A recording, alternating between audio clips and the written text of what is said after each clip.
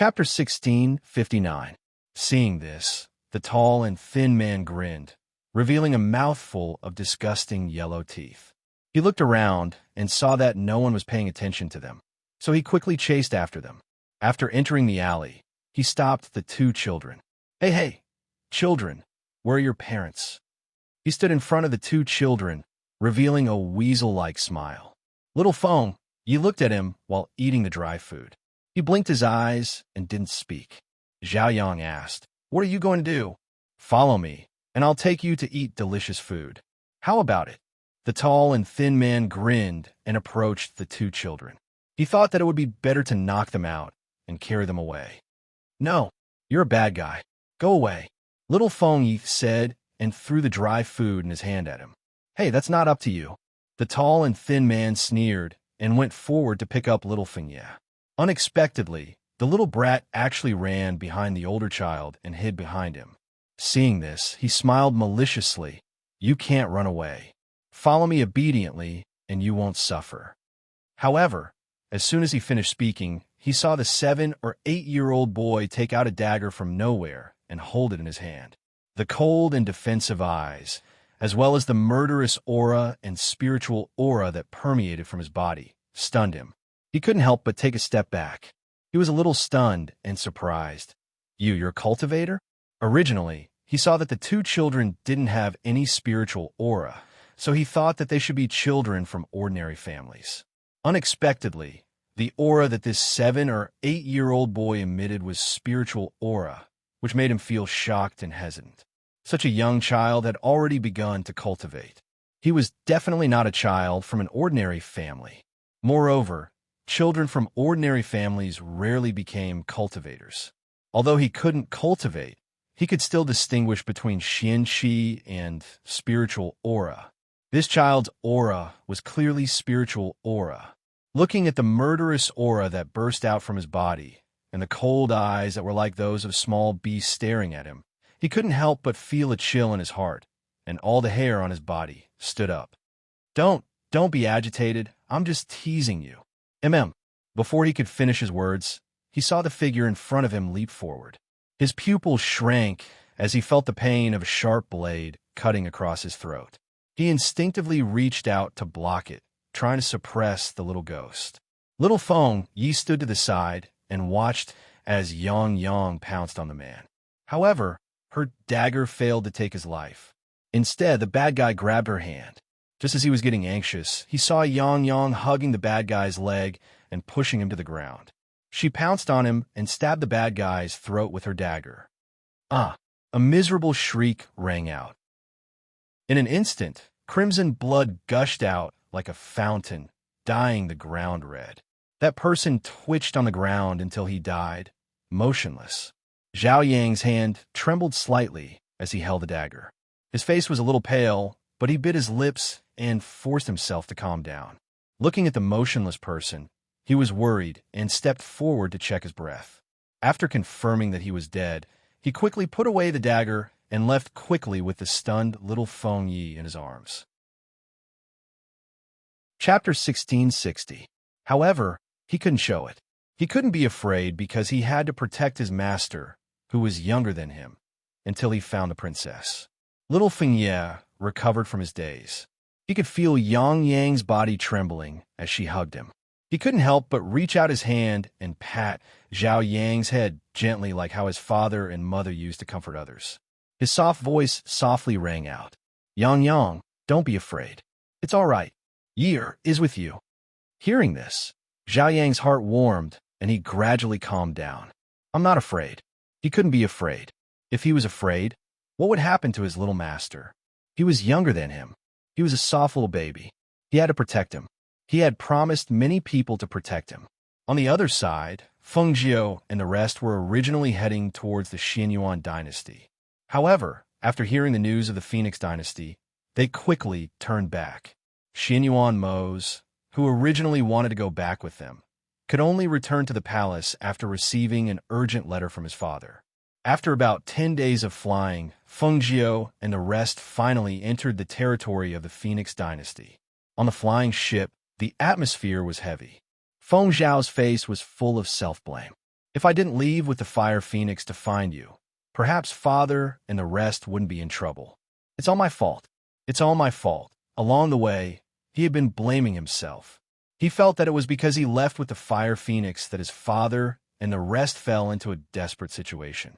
If the fire phoenix was there, no matter how bad the situation was, she would at least be able to protect them. But now his father died tragically. More than half of the Feng family's phoenix guards were killed. One by one, they died in the palace and were buried in the sea of fire. As for them, they didn't even know who the murderer was. He didn't deserve to be a son. Father, don't blame yourself. If you want to blame someone, then blame me. It must be because of me that grandfather and the rest were buried in the sea of fire. I'm the one who caused all this. It's just that grandfather and the rest are no longer here. But little Feng Yi is still alive. We have to find little Feng Yi first. Feng Zhou also felt terrible. She felt that these people might be her enemies. She was the one who implicated her family. When she thought of the grandfather who doted on her being buried in the sea of fire, her heart clenched into a ball. She was in so much pain that she couldn't breathe. Her grandfather's voice, when he called her in the past, seemed to echo in her ears. On the street, he sat in front of a wine shop, holding a wine gourd and asking for wine. He even complained that the wine was not good.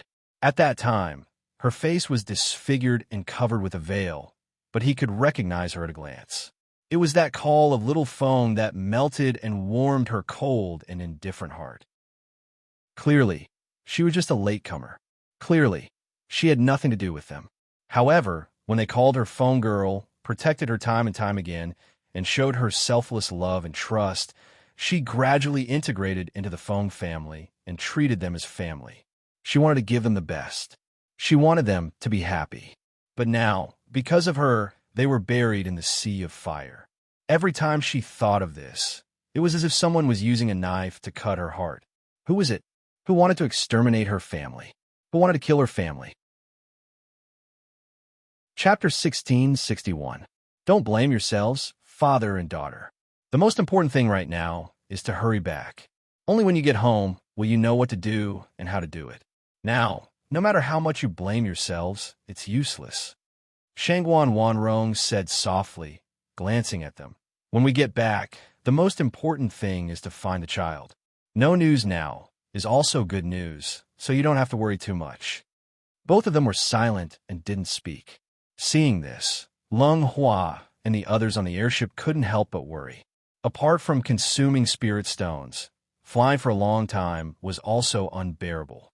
Therefore, when they saw that the sky was getting dark and that they were in the territory of the Phoenix dynasty, they stopped outside of town and went into the city to find an inn to rest for the night. They planned to continue tomorrow. Calculating the distance from here, with the flying ship speed, they should be able to reach the imperial city in 2 or 3 days. The closer they were, the more anxious they were to return, and the more they didn't want to go back and see all those sorrowful things. After dinner, everyone sat for a while and chatted for a while, then returned to their rooms to rest. However, in the middle of the night, everyone suddenly heard movement on the roof. They weren't in a deep sleep, so when they heard the commotion, they all jumped up from the window and leaped to the roof. Feng Zhou saw a black-clothed man skimming on the roof. After discovering her, he shot several arrows at her and then quickly fled. Seeing this, she shouted to Du Fan and the others behind her, "Protect my father and mother." As soon as she finished speaking, she had already jumped several meters away. Guan Shilin, who jumped out from behind, saw this and said to them, "I'll go and take a look." He was a bit worried about her chasing after him alone.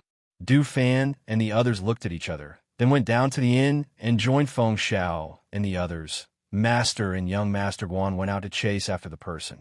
"Master and Madam, please wait in the room." "Did you see who it was?" Feng Xiao asked in a low voice. "How strong is that person?"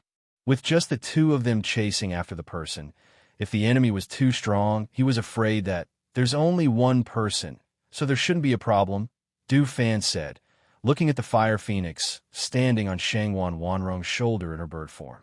She knew that her master was worried, so she left Fire Phoenix behind to protect them. However, just as they finished speaking, they suddenly saw a long sword coming from outside. Feng Xiao immediately drew his long sword to block and attacked the person outside the window. The two figures fought in the night. After a few moves, the man in black looked deeply at Feng Xiao. A dark light flashed in his eyes, and he immediately turned and fled. "All of you stand guard. Protect Madam," Feng Xiao shouted and chased after the man. He thought that this must have something to do with the enemy who killed his father. Perhaps they were sent by those people. As long as they caught one, they would be able to find out who the mastermind was. Therefore, no matter what, they couldn't let him escape. Because he only wanted to catch the person, he didn't notice the light that flashed in that person's eyes and chased after him. However, after he chased for several hundred meters, he saw that person standing in an empty alley, waiting for him. Seeing this, he stared at him vigilantly. He noticed that this person was a strong man in the intermediate stage of the fairy realm. At this moment, he was even more certain that this person must have something to do with the enemy who killed his father. Chapter 1662. Aha! Feng Xiao, you're the monarch of the Phoenix dynasty. I didn't expect you to be such a muddle-headed person. With a person like you as the monarch, the Phoenix dynasty will be annexed and destroyed by other countries sooner or later. That person sneered and looked at him as if he was mocking and ridiculing him. There was even a hint of playfulness in his expression, as if he had found something fun. What happens to my country has nothing to do with you. Today I must catch you. Find out the person behind the scenes who attacked our Feng family. His voice was cold and sharp. With a pair of tiger-like eyes, he released his dark force aura and stabbed the long sword into the ground. He grabbed the air with both hands, and the surging dark force aura condensed the airflow in the air into his hands. The whistling airflow wrapped around his fists, and with a thought, he suddenly punched out with both fists. "Eat my fist." "Huh!" With a low roar, he punched out with both fists. The two fists seemed to contain the power of 1,000 pounds. As the fists were punched out, the airflow around the fists formed two huge fists that suddenly collided with each other. That person didn't expect him to attack as soon as he said he would. Moreover, his aura was so ferocious. Both of his fists were like a ferocious tiger descending from the mountain as they pounced towards him. Before they collided, the powerful aura and pressure of the martial god had already forced him to take a few steps back. He lost his balance and almost fell to the ground. He steadied himself at the last moment, and after stabilizing his body, he quickly condensed a stream of spiritual energy and attacked forward. The two streams of spiritual energy collided with a bang and bounced off. Because of this, the two of them retreated a few meters away, and a trace of blood flowed out from the corners of their mouths. Feng Xiao didn't pay attention to the fluctuation of qi and blood in his body. When he saw that the black-clothed man was also injured, he wanted to take advantage of the situation to chase after him. The airflow in his body surged, and his dark force aura burst out, increasing his speed again. The next moment he flew out, and his fist, which contained killing intent, swung toward the black-clothed man on the other side. Feng Jiao and Guan Shilin chased after the black-robed man. Originally, there was only one black-robed man, but after he reached the outskirts of the city, several black-robed men emerged from the shadows. These black-robed men's abilities were all at the level of fairy realm. Looking at the 7 or 8 fairy realm experts, Guan Shilin's heart tightened. Sure enough, his instincts were right. He had felt somewhat uneasy just now, and he had sensed danger, which was why he had followed them here. It was fortunate that he had followed them here. Otherwise, how could Xiao Jiao deal with 7 or 8 fairy realm experts by himself? However, who sent these people? She actually tried so hard to take her life. An ordinary faction would not have so many fairy realm experts. Moreover, how did they know that they were staying here? It was as if their every move and action had been seen by these people in the dark. Such terrifying certainty and control made him feel inexplicably uneasy. It was as if this was the most unfathomable faction they had encountered in a long time. Moreover, until now, they still didn't know who these people were. Did Xiao Jiao provoke such a strong and powerful faction? As far as he knew, she didn't. Then, why did these people target her again and again? Chapter 1663. It was important to note that any one of these powerhouses, be it in the Phoenix dynasty, other countries, or any of the forces of the 8 great empires, was already a powerhouse who could dominate an entire region. However, there were so many powerhouses here just to kill Fengjiu. Fengjiu's gaze swept past each of these people. So many powerhouses of the fairy realm. Where did they come from? When did she provoke such a person? Attack! One of the cultivators at the peak of the fairy realm shouted. As soon as he gave the order, several other people instantly attacked the two of them. Seeing this, Guanxilin immediately took out his large knife and slashed forward, while Fengjiu also took out her Qing Feng sword to meet the enemy.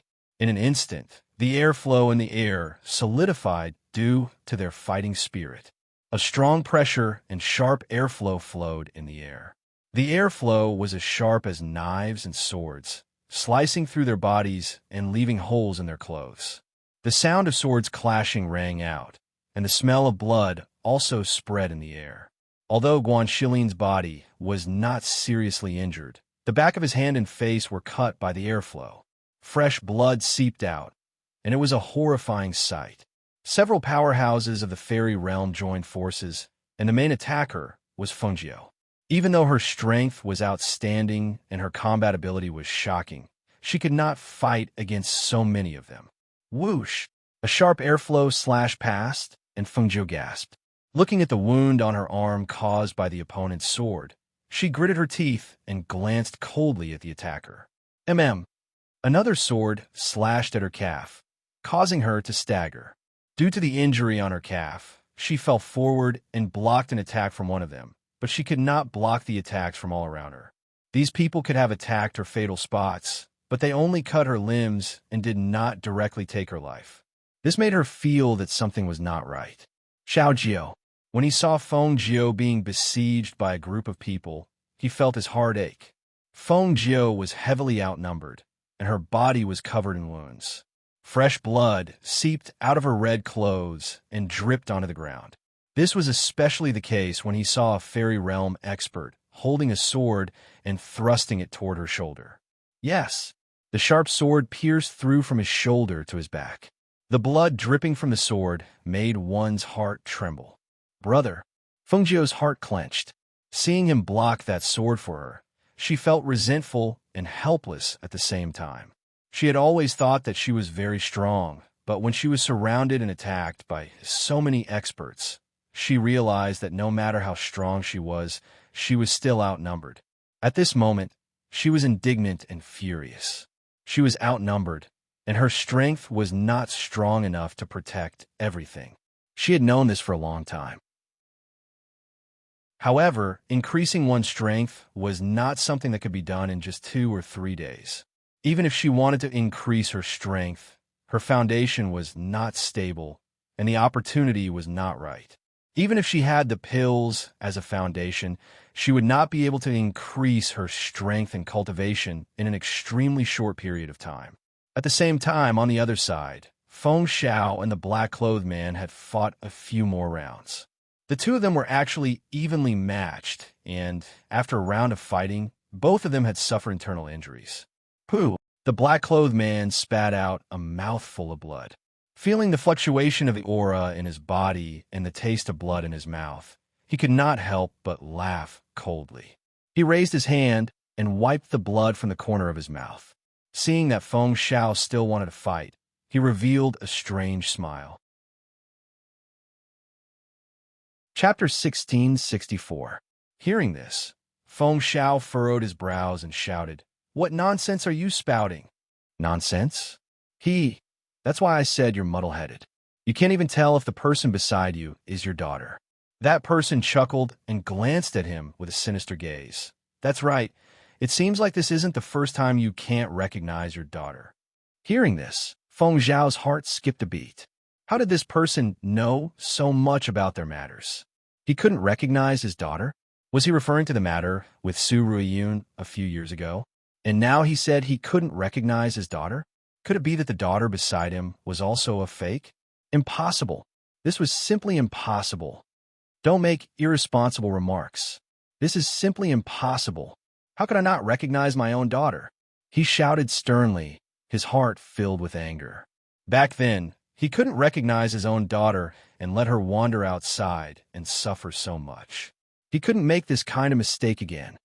Irresponsible remarks? Ha ha! That person raised his head and laughed loudly. His laughter suddenly stopped, and he said, "Our people have already investigated. Before we decided to deal with your Feng family, we investigated every single one of you from childhood to adulthood. However, what we found very interesting is that your Feng family was at most a general's estate in the past. Being able to seize the Murong family's empire and establish the Phoenix dynasty was truly all thanks to one person." That person stared at him with a smile that wasn't a smile. I don't need to say who this person is. I think King Feng should be very clear about it.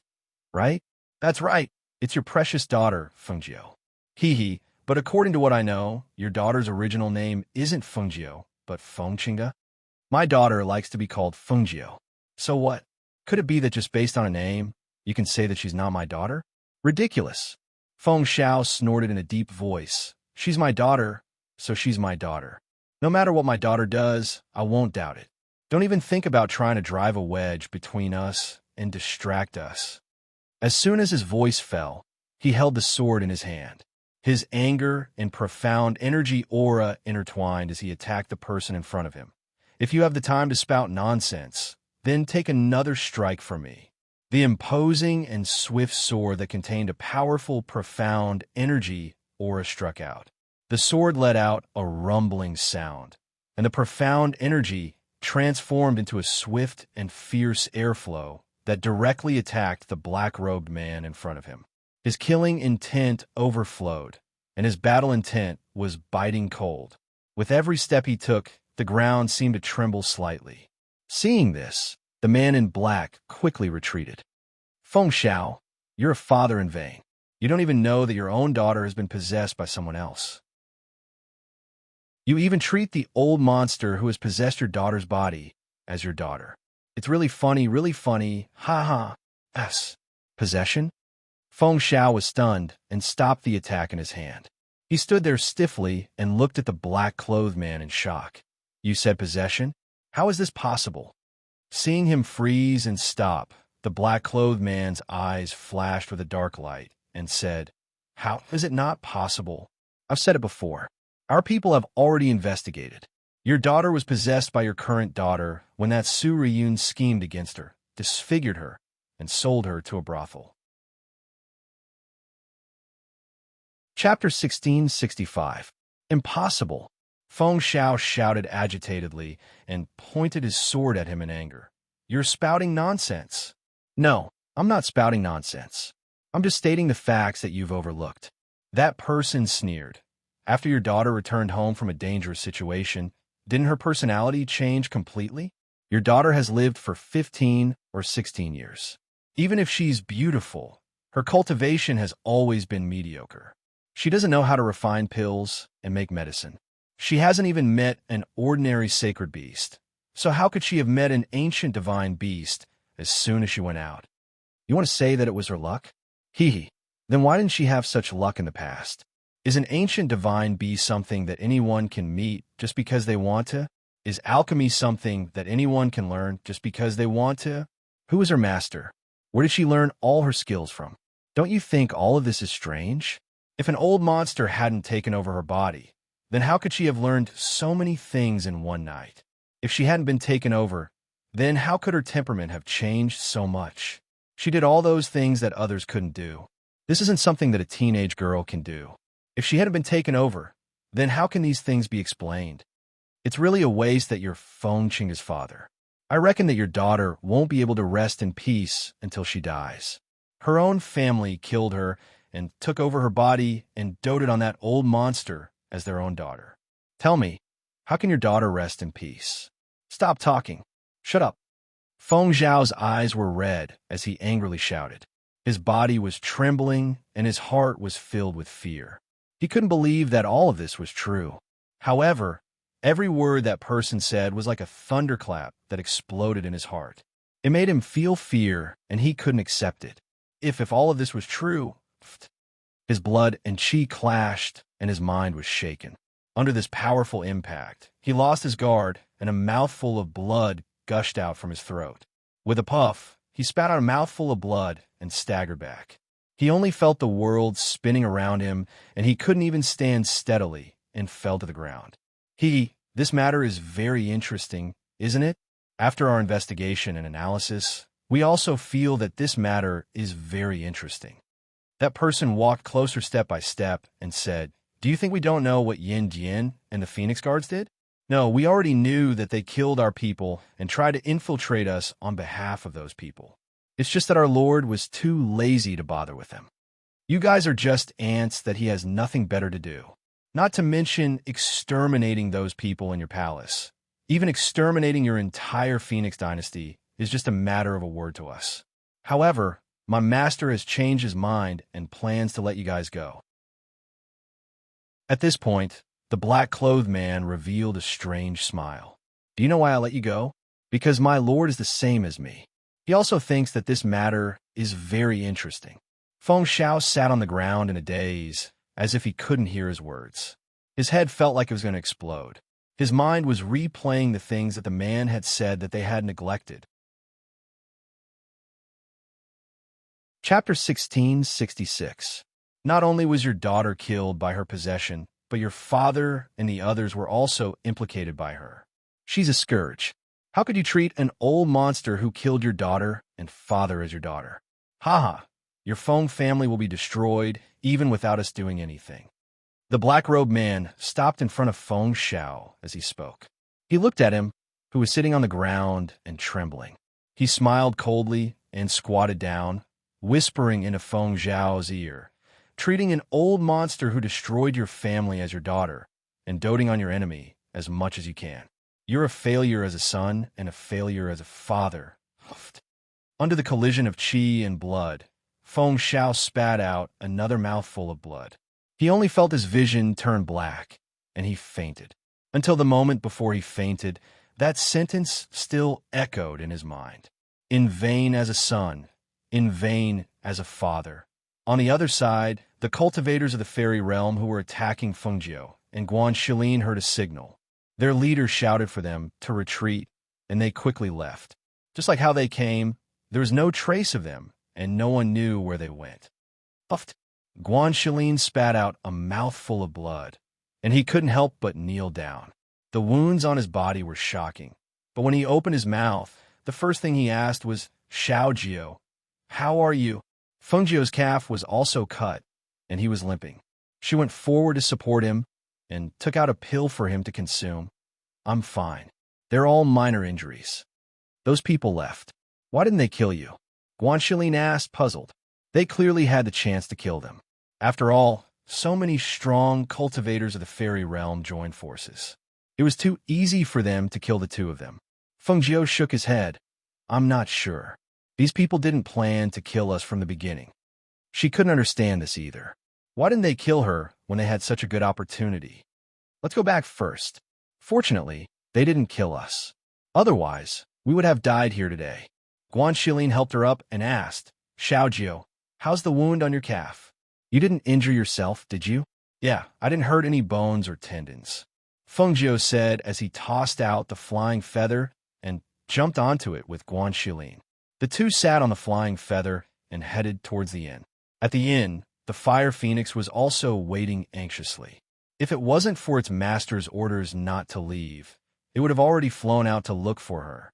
Life-bonded beasts naturally had a telepathic connection, and it could faintly feel that its master wasn't doing too well. They've been out for so long. Why haven't they returned yet? Shangwan Wanrong said worriedly, walking back and forth in the room. She came to the window and looked down, saying, "How about we go out and look for him? Let's wait a little longer. Maybe they've already returned." Du Fan said, looking at Shangwan Wanrong, "Master and Master are most worried about Madam." "Madam, don't worry. Let's wait and see. After half an hour, if they haven't returned, we'll go and look for them." "I'll wait outside," Lung Hua said as he walked out, intending to wait for them outside the inn. If he waited outside, he would be able to see them from afar. Be careful. Chapter 1667. Hearing the sound, everyone looked out of the window and saw Fengjiu and Guan Shilin sitting on flying feather coming towards them. However, when they heard that they had returned and saw that the blood and wounds on their bodies had disappeared without a trace, they all gasped and their hearts were in their mouths. Du Fan, Leng Hua, and Leng Shuang quickly rushed over to support them and brought them back to the room to help them sit down. Master, how did you get hurt so badly? Clearly, there was only one person chasing after them. Could it be that there was an ambush? Fengjiu didn't answer. Instead, after looking around at everyone, she didn't see her father's figure. Her heart sank and she asked, "Where's my father?" Later, the men in black attacked again. Master chased after them and hasn't come back yet, Du Fan said. As soon as he finished speaking, he felt that something was wrong. Even his master and Guan Shilin were injured like this. Then, would Feng Xiao also encounter an ambush when he went out? Immediately, he said, "I'll go look for him immediately. Fire Phoenix, you go with me." Fengjiu said and asked Fire Phoenix to go with her. She was worried that her father would encounter an ambush. If that was the case, the consequences would be unimaginable. Your injuries. Fire Phoenix hesitated. In its opinion, no one's safety was more important than her. Now that she was injured like this, could it leave to look for her father? I'm fine. It's just a flesh wound. She spoke slowly, but the pain from her wound caused her face to turn paler and sweat appeared on her forehead. Fire Phoenix, go quickly. I'll take care of him here. Nothing will happen. Shangguan Wanrong said. She was also worried that Feng Xiao would encounter an ambush. If she had known, she would have asked him not to chase after them. Fire Phoenix, go quickly. Godfather's safety is more important. Guan Shilin urged. All right, I'll go look for it. You guys must be careful. Fire Phoenix said, and then went out with Du Fan. Xiaojiu, let's apply some medicine and bandage your wound. Shangguan Wanrong and Leng Hua helped Guan Shilin up and walked toward the inner room, while telling Leng Hua to help Guan Shilin apply medicine and treat Guan Shilin's wounds. After the wounds on their bodies were treated, they changed into new clothes. However, after such a long time, they still hadn't seen them come back. Fengjiu and Shangguan Wanrong felt increasingly uneasy. Leng Shuang, Leng Hua, you two go out and help look. Fengjiu signaled. Yes. The two of them replied, then turned around and walked out. There were only 3 people left sitting in the room. Shangguan Wanrong looked at the 2 injured people and asked, "Who did this? Do you know?" Fengjiu shook his head. "I don't know. I only know that the people who were sent here were all strong men of the fairy realm. Their strength can't be underestimated. I'm afraid that it's not an ordinary force. What's strange is that they clearly had the chance to kill us, but they didn't." Hearing this, Shangguan Wanrong was also puzzled. Why is that? Do they have other motives? I don't know. Fengjiu said, looking outside. I just hope that father is fine. Chapter 1668. He's all right. His injuries are only superficial, and his internal injuries aren't serious, she said slowly. Then, she supported herself against the table and sat down. She could finally relax. Her grandfather and the others were gone, and she already blamed herself for this. She didn't dare to imagine that if her father had been killed because of her, then his injuries aren't serious? Then why is he unconscious? Guan Shilin asked, a little worried. Shangguan Wanrong also checked Feng Zhao's pulse and retracted her hand. Just as Xiaojiu said, his injuries are all superficial, and his internal injuries aren't serious. He fainted because his blood and qi were flowing in the opposite direction. He must have suffered a great shock, which caused him to lose consciousness. He should be able to wake up after resting and taking some medicine to calm his nerves. That's right. Fengjiu nodded. She was sure that her father's body didn't have any fatal injuries. This made her feel relieved, but at the same time, she felt a little uneasy. What were those people trying to do? Why did they attack them, but not take their lives? In the past, she always knew who her opponents were, but this time, she didn't even know who her enemies were. She didn't know when they had made enemies, but on the contrary, the other party knew their whereabouts like the back of their hand. This made her feel a little uneasy. She had a feeling that something unexpected was going to happen. "It's good that he's fine," Guanshelin said, then said to Du Fan and Lung Hua, "Help him in and bandage his wounds first." "Okay," the two answered and carried the unconscious Feng Xiao in. At this time, Feng Jiu looked at the fire phoenix and asked, "Where did you find my father? Was there anyone else around at the time?" "It was in a small alley. When we found him, he was already unconscious. He was the only one around. But looking at the traces in that area, he should have fought with a strong fighter of the fairy realm," the fire phoenix said, flapping its wings and landing on the table. Feng Jiu pursed her lips, deep in thought. It was like this again. They only injured him, but didn't kill him? What were those people trying to do? At the same time, in a dense forest outside the city, on a spaceship, the strong fighters of the fairy realm who attacked Feng Jiu and the others were reporting the battle situation to their master. "We did as our master said. We only injured them, but didn't take their lives. After receiving the signal, we came back directly." The 7 or 8 people who were attacking Feng Jiu and Guanshelin said to the people on the boat. "Another fighter of the fairy realm. Feng Xiao couldn't take it and vomited blood and fainted. I believe that there will be a good show when he's awake." Feng Xiao couldn't take it. He vomited blood. T's heat ant. Feng's teat. T-Tess. This Feng Jiu is quite a character. But I wonder where this person's soul came from. He's got all kinds of skills. He's really a genius. Even if I wanted to kill him, I couldn't bear to. The voice wasn't real, and it was changing. It was as if it wasn't his original voice. It was impossible to tell whether the person was male or female, old or young. They only knew that the voice contained a powerful pressure that made people's hearts tremble. Even the strong fighters of the fairy realm who were outside couldn't help but lower their heads respectfully when they heard his voice. What do you think? What will Feng Xiao do to Feng Jiu next? Was he going to pretend that nothing had happened? Or will he kill the shade who took over his daughter's body and ruin his family? Chapter 1669. When the cultivators of the fairy realm heard this, they looked at each other but didn't speak, because they couldn't be sure.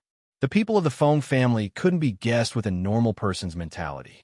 Master's plan to sow discord might work on others, but it was hard to say whether it would work on the people of the Feng family. Otherwise, they wouldn't be so interested in this. They were interested because things were unknown. Even they couldn't know how things would develop until the end. Seeing that no one spoke, the person inside asked, "What's wrong? You can't say? Is this question difficult to answer?" Everyone hesitated. In the end, one of them replied, "Master, this subordinate really can't guess the thoughts of the people of the Feng family. If it was an ordinary person, I believe that after learning about this matter, they would definitely be at odds. However, I don't know what Feng Xiao will do. However, this subordinate thinks that we should know soon. As long as they waited for Feng Xiao to wake up, they would naturally know how he would deal with this matter." That person sneered, "I don't have so much time to stay here. Dealing with the Feng family is just a matter of convenience. What we really want to deal with is not these insignificant ants." After saying that, without waiting for those people to speak, the voice sounded again. "However, I'm very interested in what will happen to their family. How about this? Leave one person to watch over them and see how they deal with this matter." "Yes," everyone responded. One of them hesitated, stepped forward and asked, "Master, after the result is out, will the Feng family still be destroyed? How will this Feng Jiu be dealt with? This woman is extraordinary. This subordinate is worried that if she is allowed to grow, she will definitely become a big problem in the future." "Definitely become a big problem? You really think highly of her. She's just a woman. Even if she's an old monster who stole someone else's body, what can she do? Can she overturn the heavens with her own strength?" That person said disapprovingly, "Let the Feng family do as they please. No matter what, it's just a small dynasty. It can't become a big deal. As for that Feng Jiu, I'm curious about her future path. Let's wait and see. What I'm interested in now is how Feng Xiao will treat Feng Jiu after he wakes up. Put everything else aside." Knowing their master's temper, they didn't dare to say anything and could only respectfully retreat to the side. When the sky was about to brighten, the airship left, leaving only one person to watch over the future. As the first ray of sunlight shone on the earth and dawn came, the people on the street gradually became lively. The hawkers' voices mixed with the various voices on the street, forming a lively and bustling scene. Ordinary people, they didn't know what happened last night and the danger. This was the advantage of being ordinary. Nothing would involve them. Battles and experts had nothing to do with them. In the inn, Feng Xiao, who had been unconscious for an entire night, slowly woke up. He slowly opened his eyes and looked at the top of the bed.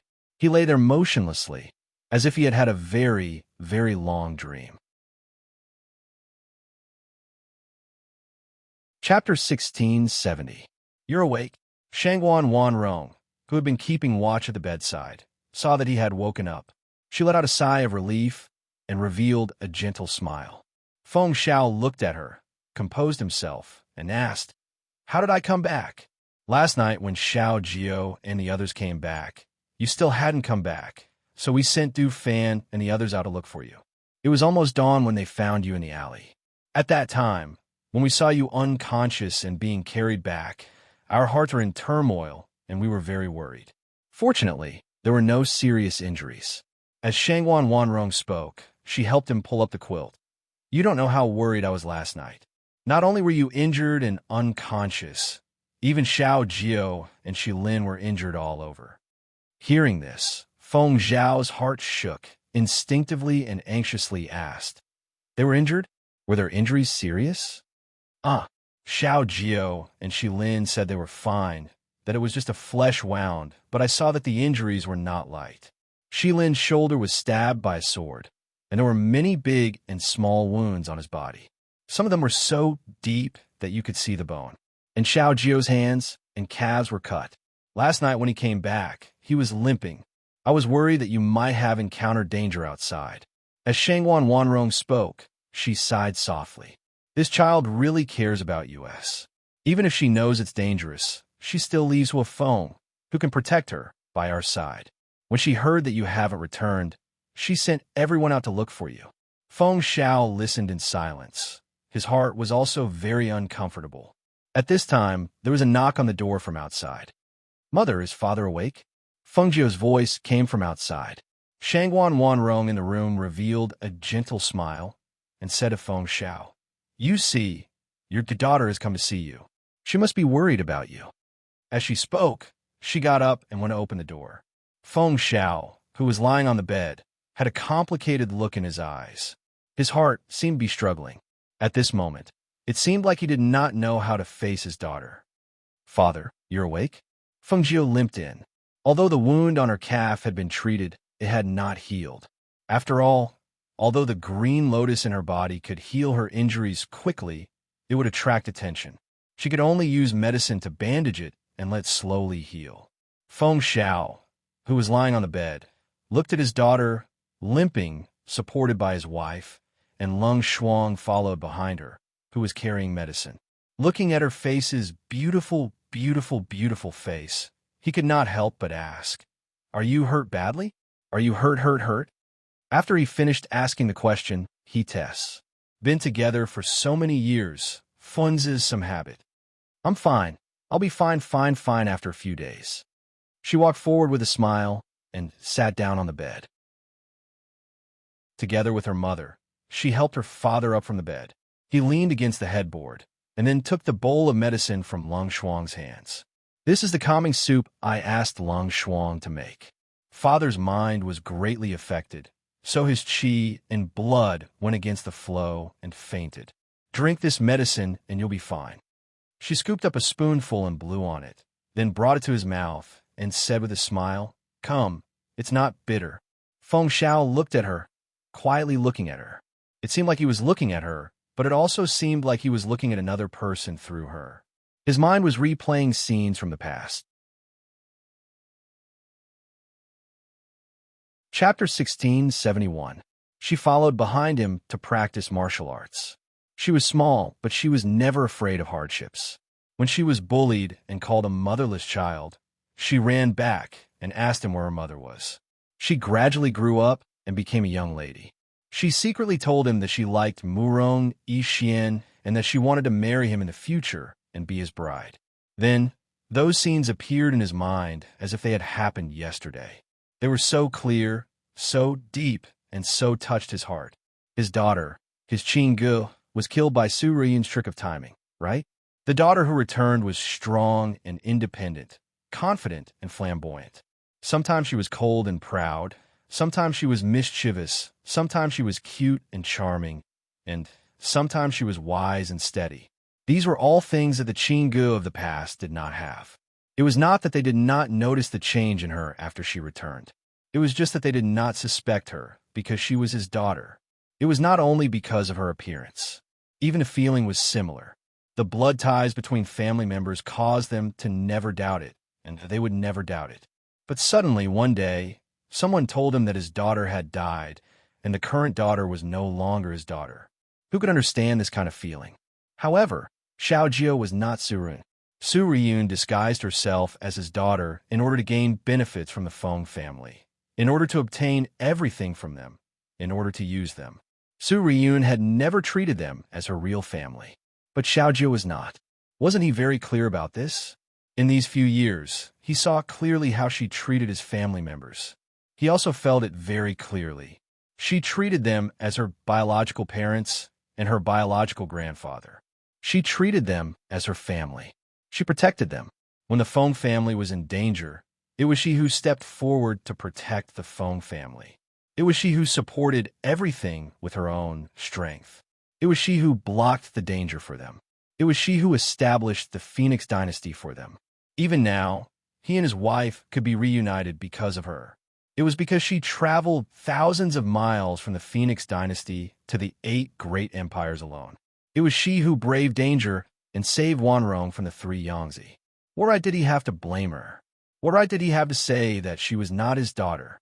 What right did he have to deny everything she had done for her family in the past? Could it be that just because of a few words from that black-clothed man, he could overturn everything and refuse to acknowledge this daughter? No. Even if her soul was no longer his daughter, she was still the second daughter given to the Feng family by the heavens. The heavens must have known that his daughter was gone, so they sent Xiao Jiu to their side. They let her replace Qinggu and fulfill her filial piety. They let her replace their daughter and become their daughter. Feng Jiu and Shengwan Wanrong looked at each other, somewhat worried, because Feng Xiao sat there in a daze, watching Feng Jiu silently shed tears. That kind of sadness made their hearts heavy. "Father, what's wrong with you? Are you feeling unwell?" Feng Jiu asked softly. Her eyes and voice could not hide her worry. "Husband, what happened to you?"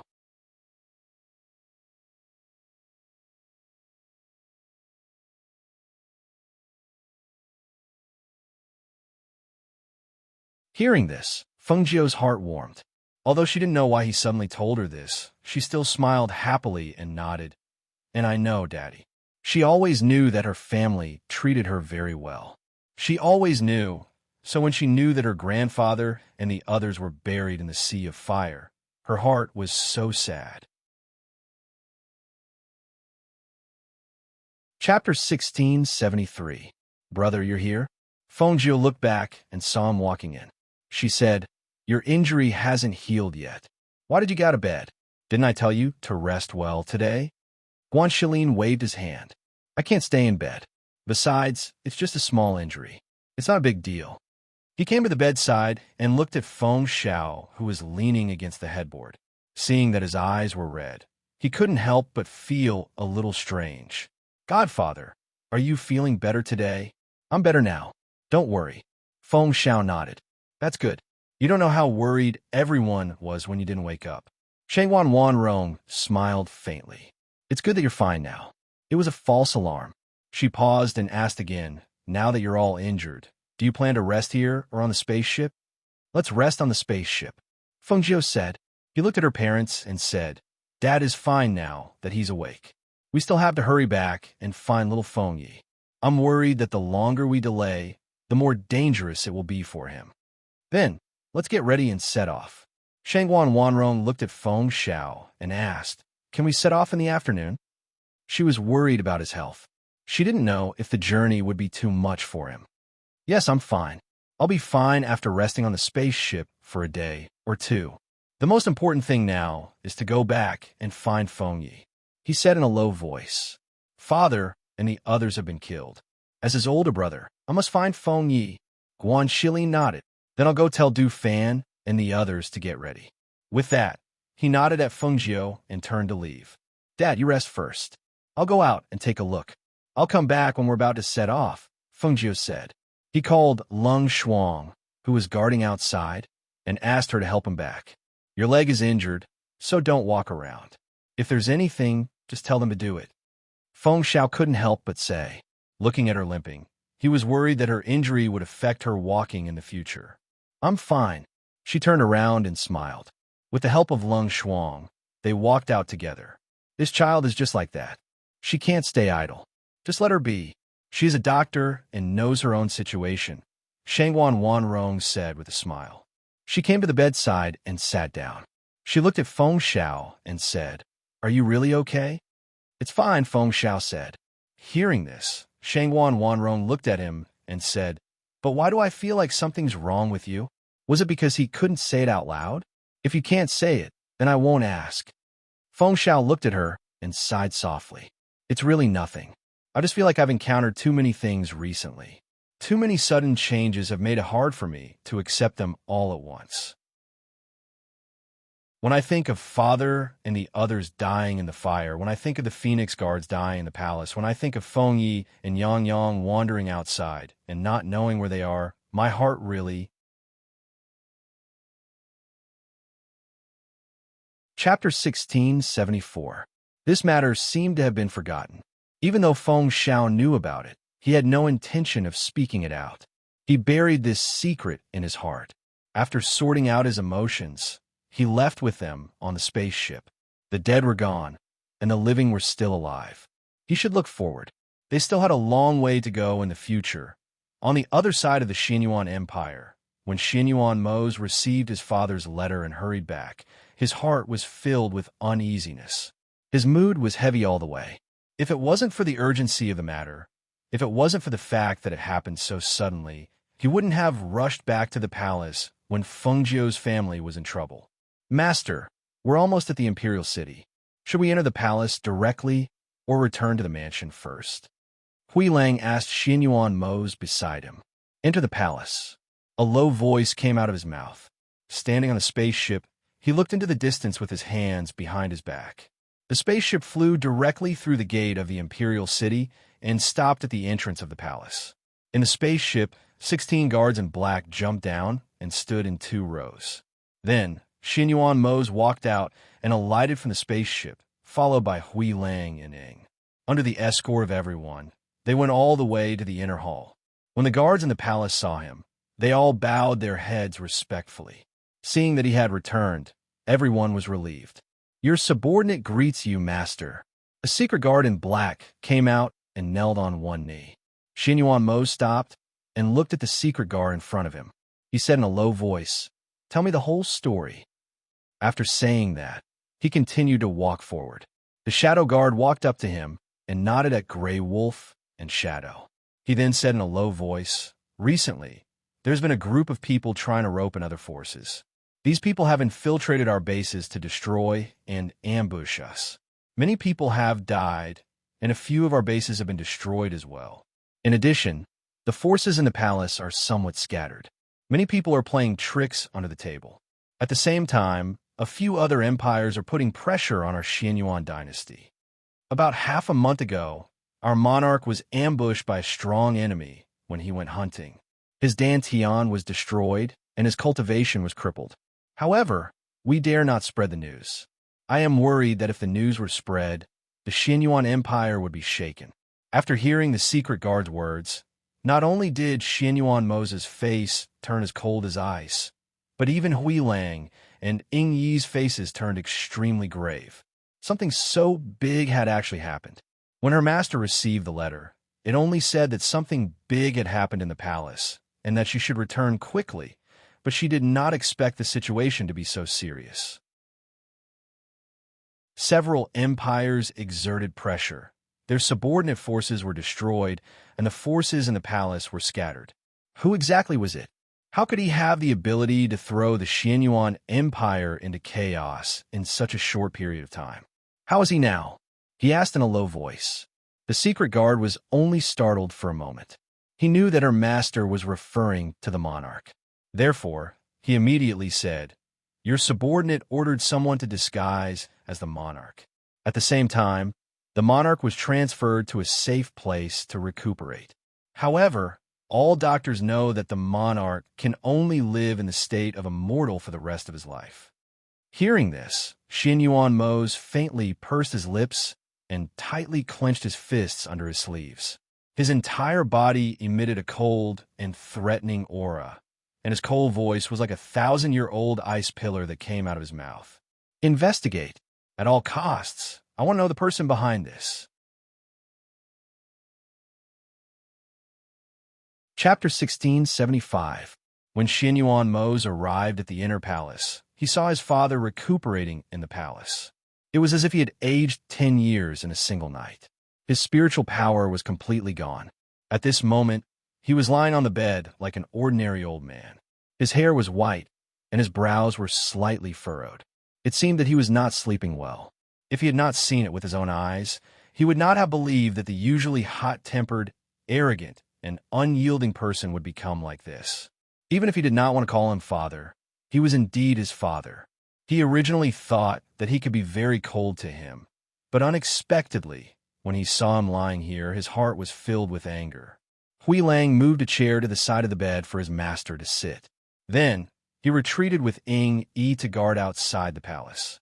When they were outside, Hui Lang, who had been silent for a long time, could not help but speak. "Who do you think it is? Who has such great ability? The monarch is so strong, but he also—" Ying Yi's eyes were deep. After a moment of silence, he said, "To be able to make the other empires put pressure on us, I'm afraid it is not ordinary.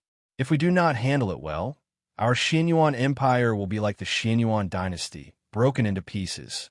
Why does it feel like they are targeting us and the Ghost Doctor? Among the opponents and enemies in the past, there has never been such a strong enemy." Hui Lang did not understand. The Yin Palace was so powerful, and they had hidden their bases so carefully. How could they have been discovered by those people? To be able to know their base so clearly, it could only mean that there was a mole among them. Otherwise, it would be impossible to do this. In the palace, Xianyuan Mose watched the person on the bed slowly wake up. The moment he opened his eyes, their eyes met. Both of them were silent. In the end, it was the monarch on the bed who spoke. "You're back? Did the journey go smoothly?" Hearing the weak voice, Xianyuan Mose's eyes moved slightly. He did not answer the question. Instead, he asked, "Do you know who attacked you?" It was not the people of the 8 great empires. The monarch narrowed his eyes as he spoke. It was as though the scene from that day was still fresh in his mind. Those people's skills are very unique. Furthermore, their cultivation is profound, and their martial skills are extraordinary. I'm guessing that they are from the upper reaches of the river. Hearing this, Xianyuan Mose frowned. "We have never had any dealings with those people. Why would they suddenly attack us? The other party wants to destroy our Xianyuan Empire. What else could they be up to other than seeking revenge? Those people over there probably aren't interested in the empire here. Since they aren't interested, the only thing left is to seek revenge." The monarch's voice was extremely slow as he spoke each word slowly. His cultivation was crippled, his spiritual energy scattered, and his inner core shattered. If it wasn't for his nascent soul, he wouldn't have been able to survive. He had been in power for so many years, the ruler of a country, the ruler of a country. He had never imagined that such a day would come.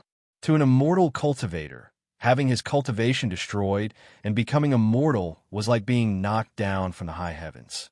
If not for the fact that he had experienced so many things and had an extraordinary mind, he would have committed suicide because he couldn't accept it.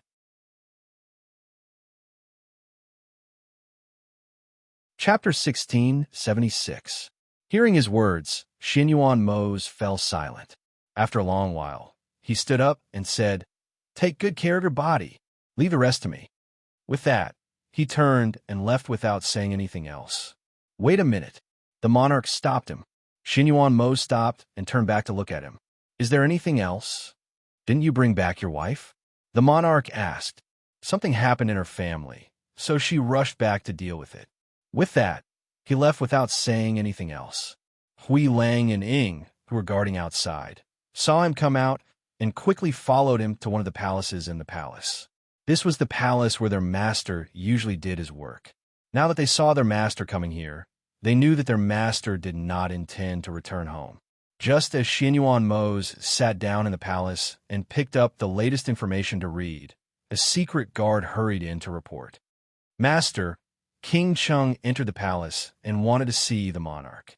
Now he is making a scene in front of the main hall and has injured a few palace guards." Hearing this, Xinyuan Mose frowned and said in a low voice, "Throw them out." But King Cheng brought a few commanders who were in charge of the palace and said that they knew that the monarch was harmed and his cultivation was destroyed. They wanted to enter the palace to protect the monarch and kill anyone who disobeyed. The secret guard hesitated and said, "Now that they are in a deadlock, I saw that they wanted to break into the East Palace and quickly came to report. Master, please tell me what to do." After all, King Cheng was a member of the Xinyuan royal family. If he really wanted to kill him, he was afraid.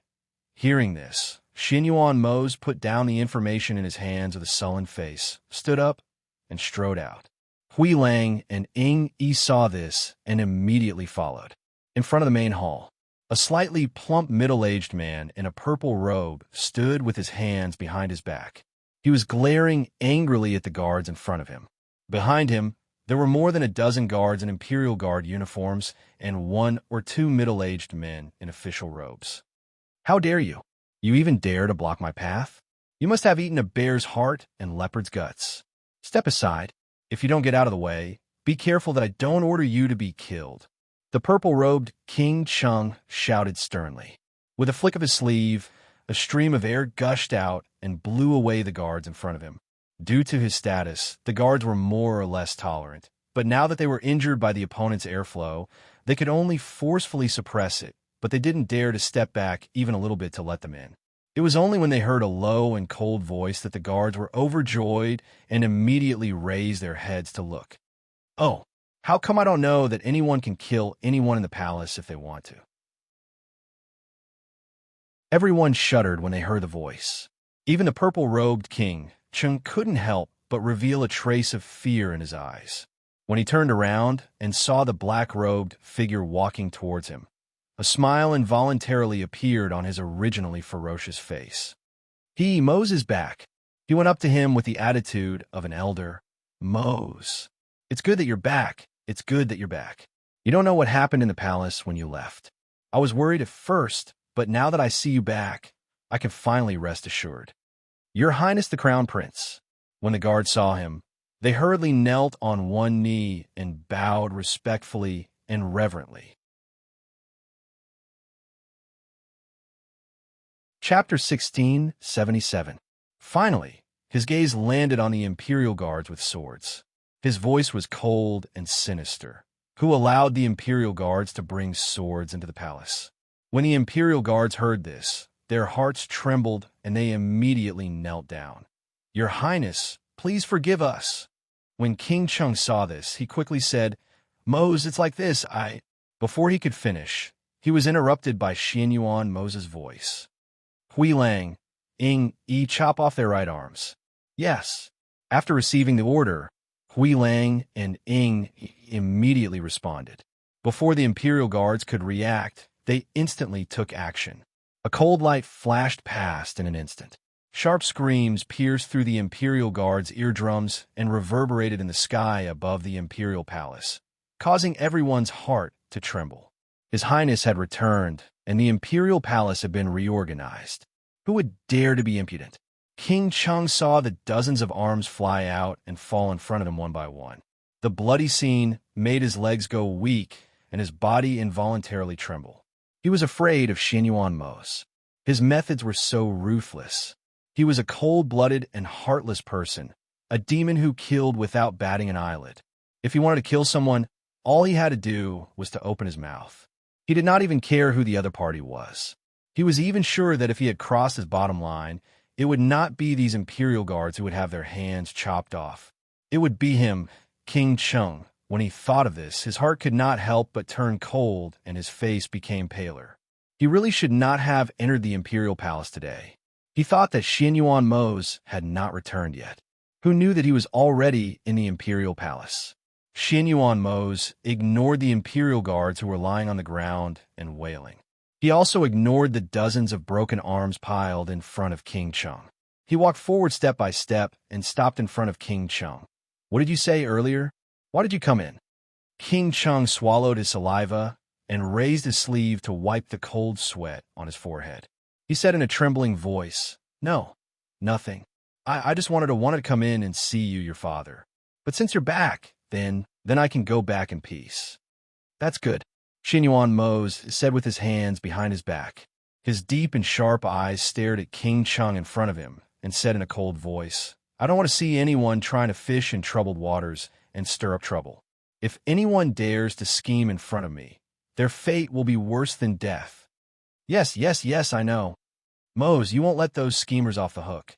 If I find them, I will not let them off," King Chung hurriedly replied and pretended. Hearing this, Xianyuan Mose glanced at them and said, "Let's go back." "All right, then I'll head back first. Please send my regards to your Imperial father. I'll definitely visit him another day when I have time." Palace. The broken arms on the ground were quickly taken care of by the Imperial guards. Not even the slightest trace of blood was left. Xianyuan Mose turned around and returned to the Imperial Palace after everything had calmed down. The news of Xianyuan Mose's return to the Imperial Palace quickly spread. Along with the news of him becoming the regent in the Imperial Palace, those who were ready to cause trouble could not help but give up. Some did not dare to act rashly.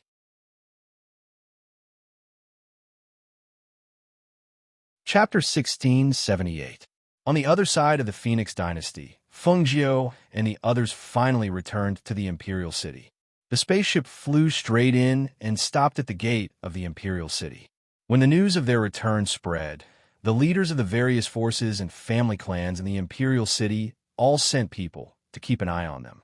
In fact, the Fengs treated them really well. However, I didn't know what kind of expert they had offended this time. That was why they had brought such a huge disaster upon themselves. Even though they wanted to help, they didn't dare to. Now that they heard that Fengjiu and Feng Xiao had returned, everyone's attention fell on the Imperial City. Old Man Gung was the first to rush to the Imperial City after hearing the news. The Phoenix Guards and the people of Yindian also rushed to the gate to welcome them.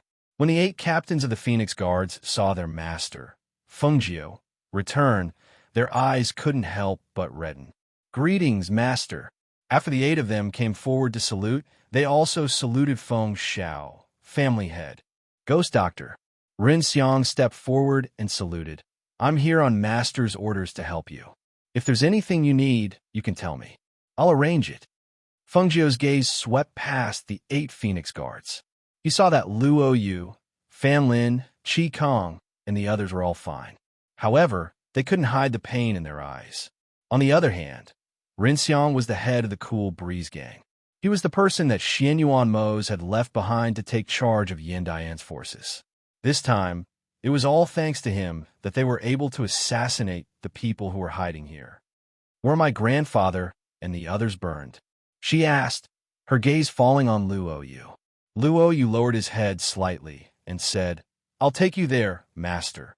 Thus, they all led the way in front and brought Fengjiu and the others to the place where Feng Sanyuan and Su Shi were burned that night.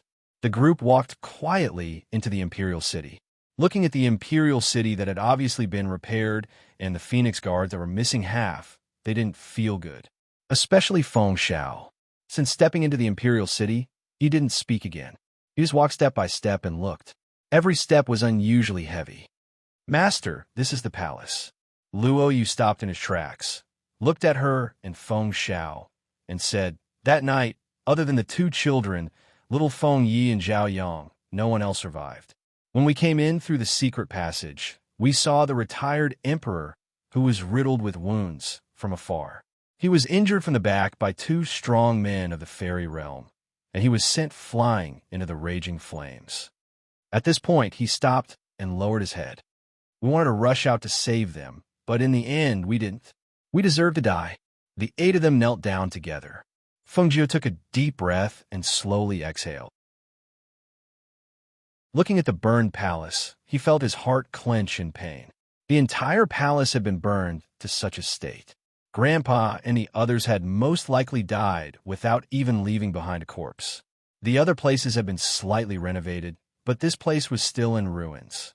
She walked forward, and when she saw the words on a signboard that had been burned, she fell into a momentary daze. Iwa? Is this Iwa Palace? The palace that Murong Yishuan had lived in back then. This Iwa Palace was rather remote and far from the main palace. She didn't expect that Grandpa and the others would be chased here and buried in this Iwa Palace.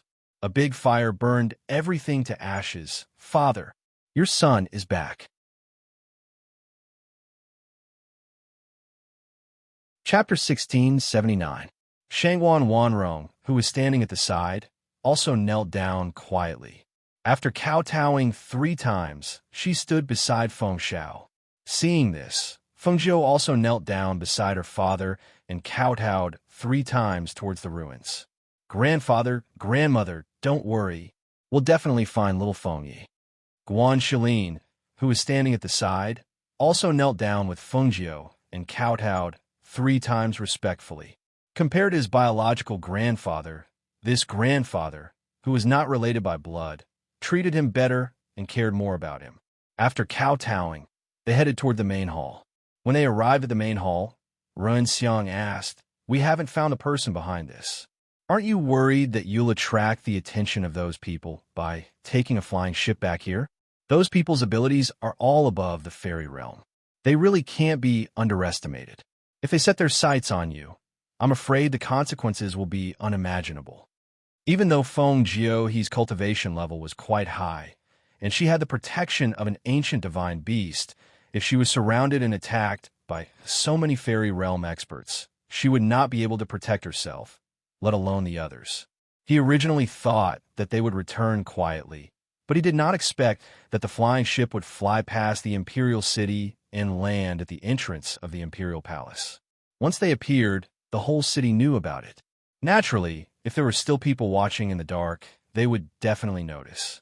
Feng Jiu was silent for a moment. Then she said, "We already met those people on the way back. Moreover, I also heard from my father that the people from that force know that you've ambushed and killed their people. It can be said that our every move here is under the eyes of those people. There's nowhere to hide." Hearing this, Ren Xiang, Luo Yu, and the others were shocked. "They know? Then you." Feng Xiao took a deep breath and slowly exhaled. After calming himself down, he said in a low voice, "I don't know what they're planning. They only intercepted us on the way back, but they didn't kill us. We've been discussing and researching on the way back, but we didn't find anything. All right, do you have any clues? Do you know who these people are?" "These people aren't from the 8 great empires." Ren Xiang glanced at them and said, "You may not know this, but even the 8 great empires are not the entire continent. Compared to other places, the region where the 8 great empires are located can only be considered as the lower reaches. The upper reaches occupy no territory, and there are as many nascent soul experts there as there are feathers. I have analyzed that only the upper reaches have such strength. Only the upper reaches would dare to make an enemy of Yanhao." As for the upper reaches, Feng Xiao had only vaguely heard of it, but he had never been there, let alone come into contact with it. It was just that he did not expect this matter to be related to the forces there. If that was the case, he was afraid that this would be troublesome. His mood was a bit heavy, especially when he thought about that person telling him about Xiaojiao. They actually knew about such a secret. This kind of ability was really frightening. If they really wanted to exterminate the Feng family, he was afraid. For now, they probably won't attack us. Feng Jiu stood up and said, "Since we are still safe for now, let's find little Feng Yi first."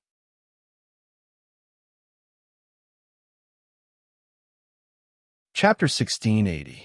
Are there any other secret passages in the palace other than the one Master took us through? Luo Yu asked. He looked at the Master in front of him and said, We only found 2 secret passages in the palace. We don't know about the others. What they knew was limited, but they searched everywhere. However, they didn't find any clues. Hearing this, Fengjiu's eyes flashed slightly. There is another secret passage. I think they should have gone through it. After saying this, she stepped out. The people behind her quickly followed her out. Under Fengjiu's lead, they came to the secret passage where Yi Su, she sent little Feng Yi and Zhao Yang away. They found that the secret passage's mechanism was destroyed.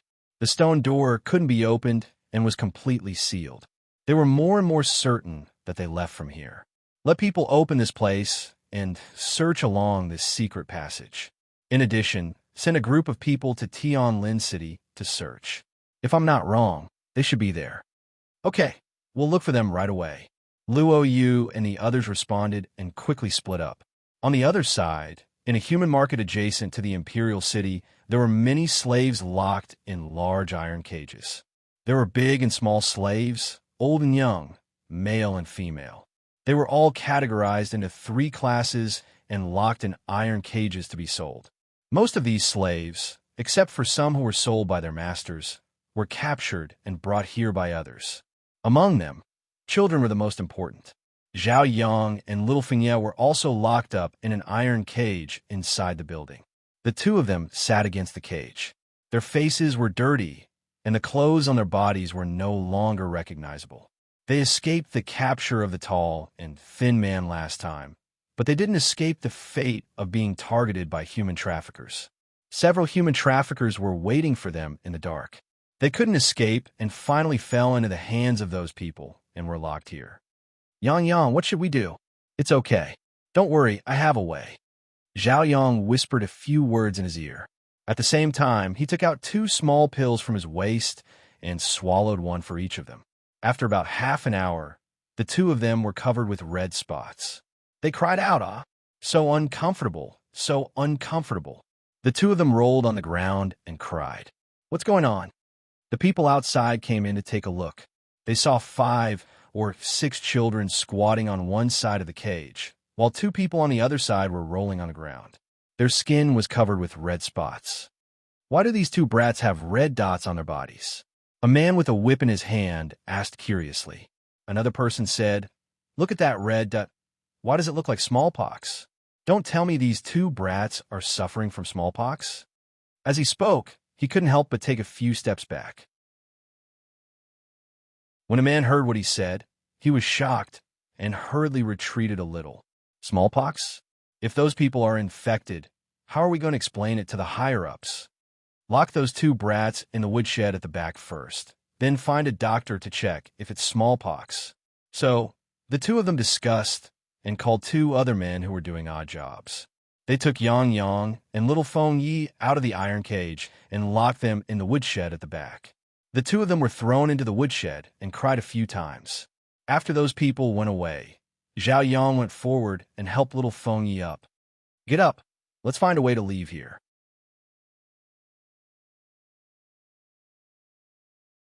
Chapter 1681.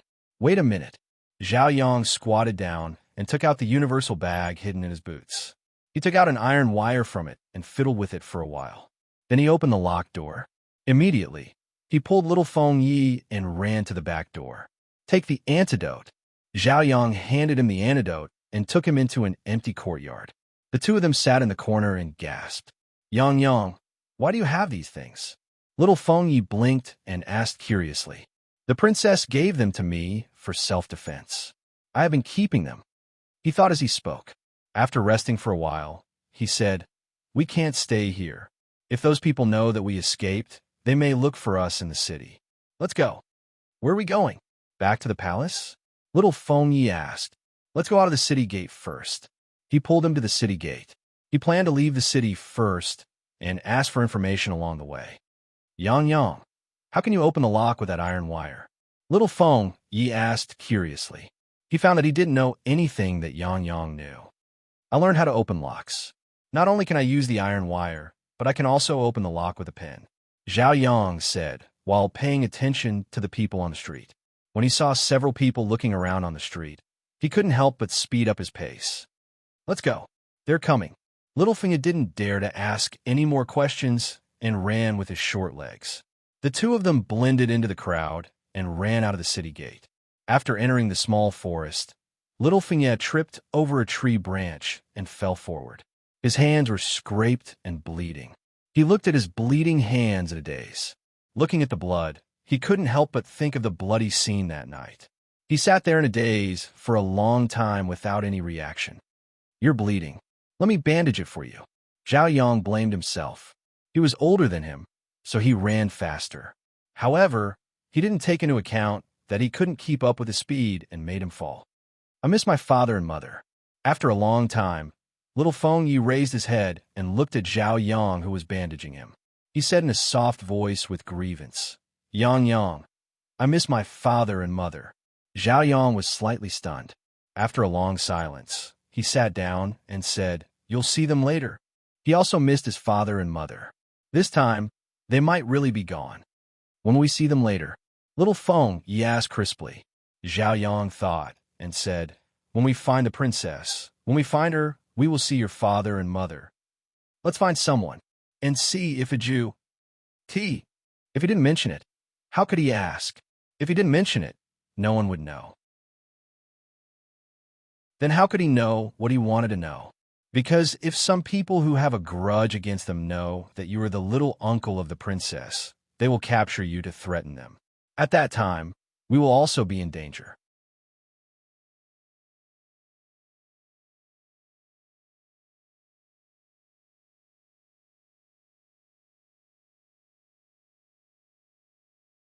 On the other side, Yang, who had pushed him away, had a piece of cloth torn off by the tiger's sharp claws.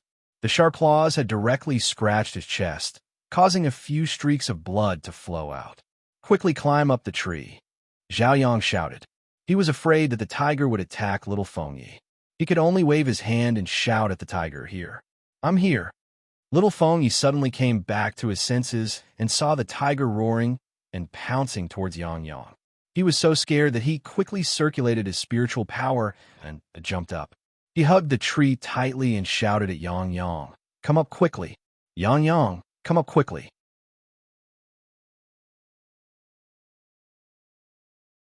Chapter 1683. In the sky above, among the white clouds, a white-robed old man was sitting cross-legged on a flying disc. He was flying with his eyes closed, as if he was meditating or resting. However, the divine sense that was released could hear the voices of the people below. He could vaguely hear that among the chaotic voices, there seemed to be the cries of children for help and the roars of ferocious tigers. Hearing this sound, he slowly opened his eyes. He made some calculations with his hand and looked down. Through the clouds, he could see that in the forest below, a 3-year-old child was hugging the branch of a large tree and crying for help. Under the tree, a 7 or 8-year-old boy was drenched in blood. While dodging the tiger's attacks, he tried to use the dagger in his hand to stab the tiger. However, the little boy was small and weak, so he couldn't kill the tiger at all. The little boy was hit by the tiger, and his small body flew a few meters away before he convulsed and fainted. Just as he was about to bite the little boy who had fainted, the little boy on the tree stopped crying, took off his boots, and smashed them at the tiger. Unexpectedly, it attracted the tiger's attention. Roar! The ferocious tiger let out a low roar and fiercely charged forward. It used the tiger's strength to fiercely smash into the tree. In an instant, the child who was hugging the branch cried out in alarm and fell to the ground.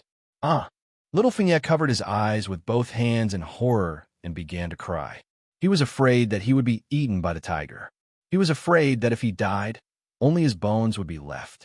Perhaps the tiger would also eat his bones, and then there would be no bones left. However, in his fear, he closed his eyes and didn't feel the pain of crashing into the ground.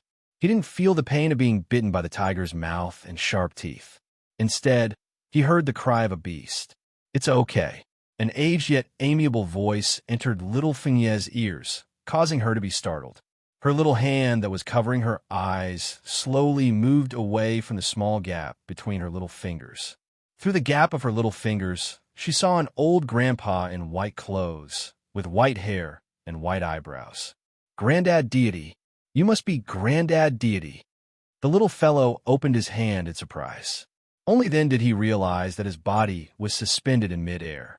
Granddad Deity waved the horsetail whisk, and he slowly landed on the ground. Hearing little Feng Ye's words, the old man stroked his beard and laughed. He seemed to be very happy. He flew down from the air and landed on the ground. He got up and walked to Fa Zhao Yang's side to check his injuries. "Granddad Deity, how is Yang Yang? Will Yang Yang die?" Little Feng Ye asked worriedly. The old man stroked his beard and shook his head with a smile. "He won't die. This is a predestined fate and also a fortuitous encounter." He took out an elixir and stuffed it into Zhao Yang's mouth. When he probed Zhao Yang's aura, a hint of surprise flashed across his eyes. This physique is indeed a rare cultivation genius. Little Feng Yi didn't understand and tilted his head to look at him. He saw Granddad Deity touch his head and then place his hand on it. He didn't know what he did, but he heard his emotional voice spread over. "It seems like it is the two of you." The old man's loving gaze landed on the two of them, and he smiled. "Follow me." The moment he said that, he waved his horsetail whisk, and Zhao Yang, who was lying on the ground, was moved onto the flying disc.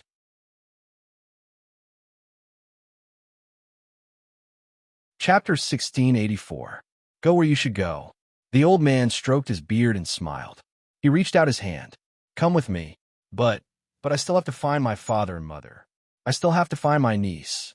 Little Feng Yi put his little hands behind his back and took a step back. "If I leave, I won't be able to see my father and mother. My niece won't be able to find me either." The old man chuckled. He looked at him deeply and said meaningfully, "It's not that you won't be able to see her, it's just that the time hasn't come yet." "Why?"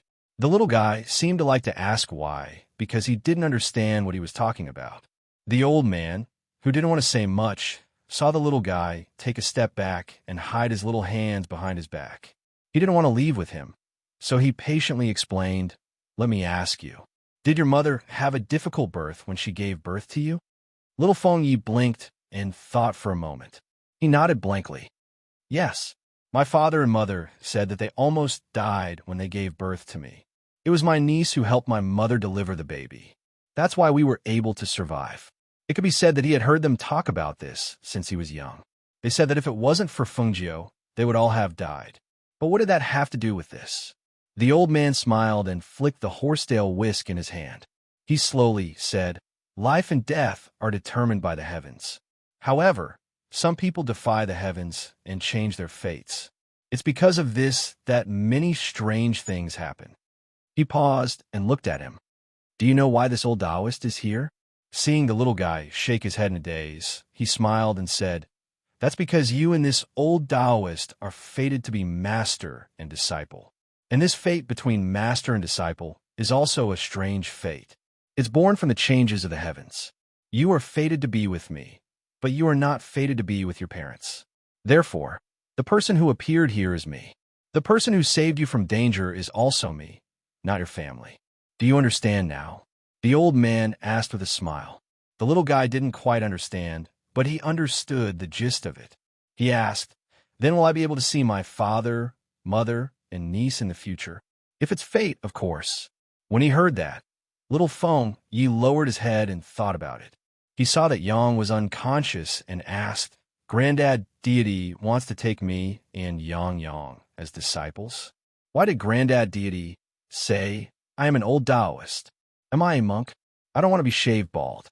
Hearing the child's words, the old man chuckled and said, "Let's go. Follow me and you'll find out." As soon as he finished speaking, he turned around and boarded the flying disc. Seeing this, little Fia bit her lip and hesitated for a moment before following up. She stepped onto the flying disc, which flew up and disappeared into the clouds a day later. Fengjiu and the others followed the secret path and found the town that the two children had been in. They started to investigate and confirmed that the two children had been here before. They followed the clues and found out that they had escaped after being sold to the slave market by human traffickers. Therefore, they followed the nearby route and entered the boundary to search. Unexpectedly, they found torn rags and shoes in the small forest, as well as spots of blood on the ground. It could be said that the Feng Wei and the others had a heavy heart because the clues ended there. They could only send a letter to Feng Jiu and ask her to come personally.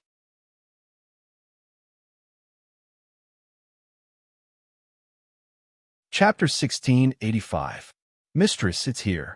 Luo Yu stepped forward and showed her a shoe and a piece of cloth stained with blood. Although this material is dirty and messy, it's still obvious that it's their clothes. According to the investigation, someone heard the roar of a ferocious tiger coming from this small forest. I'm afraid little Feng Ye's clothes and Yang Yang's clothes were both custom-made. Upon closer inspection, it wasn't hard to find that the material was the same. However, they never expected that when they found them, they would see blood and cloth all over the ground. Feng Jiu held the shoe and her heart sank. She didn't know what to say for a long time. Were the two of them really gone? Did they die in the jaws of tiger? Let's go back, Feng Xiao said. With a pale face, she turned around and walked back. Her father and the others died in a sea of fire. Now, he couldn't even save his little brother and let him die in the jaws of tiger. How could he face her father and the others when he went to the underworld? Seeing her father turn and walk back, Feng Jiu narrowed her eyes. Her heart was heavy, and she didn't know what to do.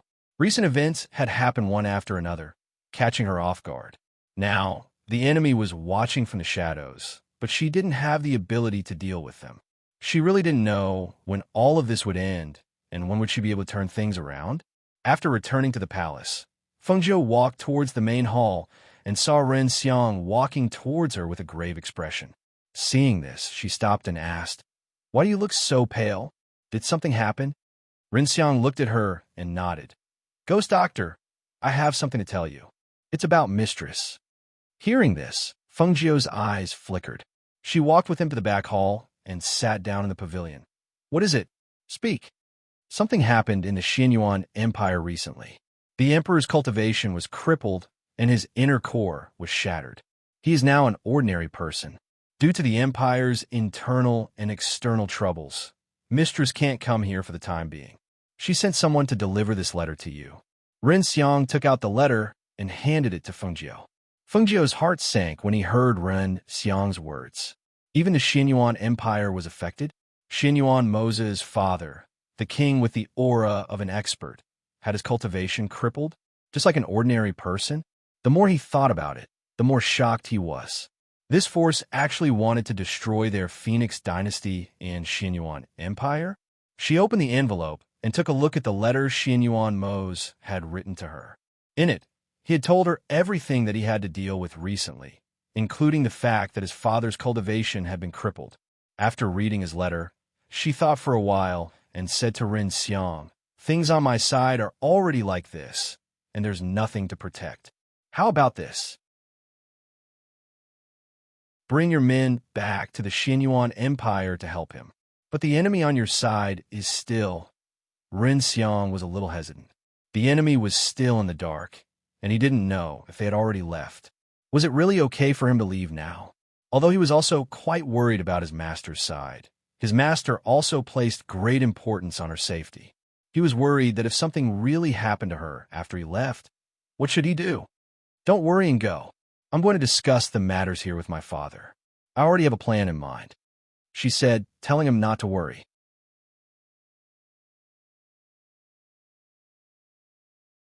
Chapter 1686. All right then, I'll go back and make some arrangements first. Ren Xiang cupped his hands and left. Seeing him leave, Feng Jiu sat down for a while before heading to the main hall. She only saw Guan Shilin in the main hall, but her father and the others were nowhere to be seen. She asked, "Brother, where's my father?" Father went back to his room. I saw that he didn't seem to be in a good state of mind, so I let him go back and rest. Too many things have happened recently, and I'm worried that he won't be able to withstand so many shocks. Guan Shilin sighed, looked at her, and asked, "Why did Ren Xiang look for you?" He told me that something happened to Mo Zhe, and his father's cultivation was destroyed. Now, he's like an ordinary person, and his body is even worse than an ordinary person's. In addition, the 8 great empires are pressuring them, so their troubles are no less than ours. Speaking of this, Fengjiu sighed softly, leaned back in her chair, and narrowed her eyes. Too many things have happened recently, and I'm a little unprepared. Also, I don't know if the enemy in the dark has left yet. Will they still make a move against us? So, I thought of a plan. I wanted to discuss it with Father and the others, but looking at the situation, I'm afraid they don't have the energy to do so. What plan? Guan Shilin asked.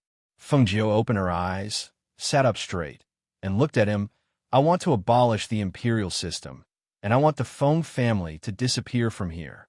Hearing this, Guan Shilin's heart trembled.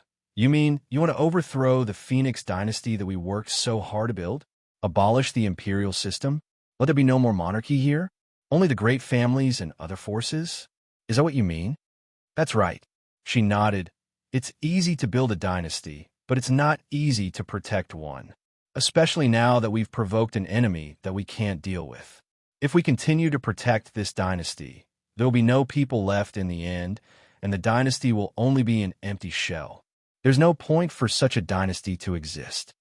I want to take this opportunity to overthrow the dynasty and let father and mother live in seclusion to cultivate. When they're strong enough, it will be easy for us to establish a new dynasty. Her voice paused, and her eyes were gloomy. I have a premonition that if we continue to guard the current Phoenix dynasty, I'm afraid things will get even more out of hand. Grandfather and the others are already gone, and I don't dare to imagine it. If something happens to father and mother, then she wanted to protect her family and the people she valued. However, before she could reach the peak of her strength, if something happened to them, then even if she stood at the peak of the world in the future and had unparalleled strength, what was the use? After hearing her words, Guan Shilin fell into deep thought. After a long while, he said, "You can discuss this matter with your parents. Although I think it's a pity, I'll support whatever decision you make. I believe that as long as you tell them in detail, they'll understand. Moreover, we've lost so many Phoenix guards, and our combat power is weak. Even if the person behind the scenes doesn't make a move, I'm afraid that the other countries will take the opportunity to make a move. Since that's the case, why don't we arrange a way out as soon as possible?"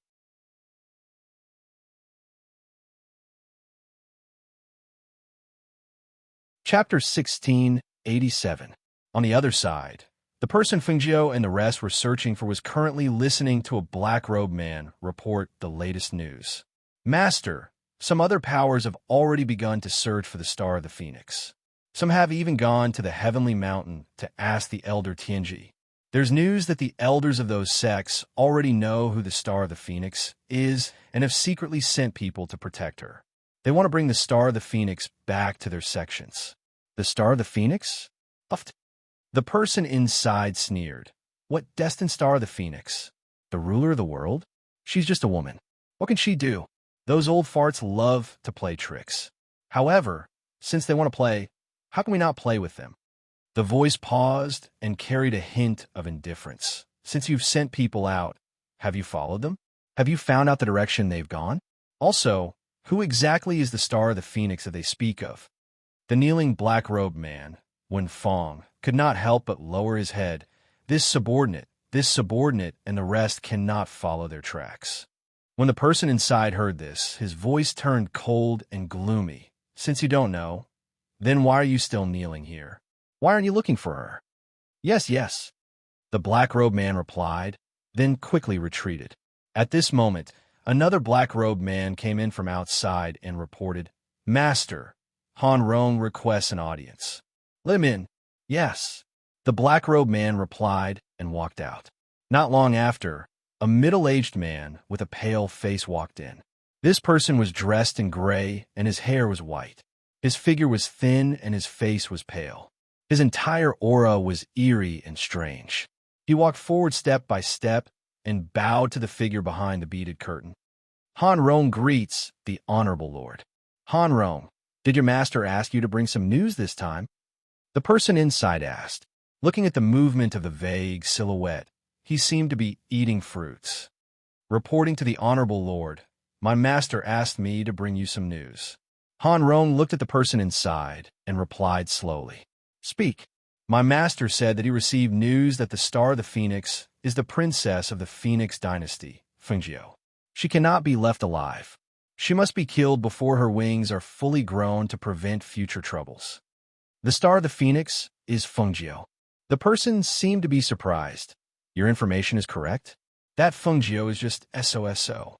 He paused and asked with a smile, or did you know that this honorable lord didn't exterminate the Feng clan? So you purposely came here to say this? Honorable Lord, I believe that the Honorable Lord will do it. If the Honorable Lord's the Honorable Lord, I believe the Honorable Lord will do it. Of the Honorable Lord's family, I believe the Honorable Lord will do it. Honorable to Lord. The Honorable Lord. If the Honorable Lord. Ha ha ha ha ha.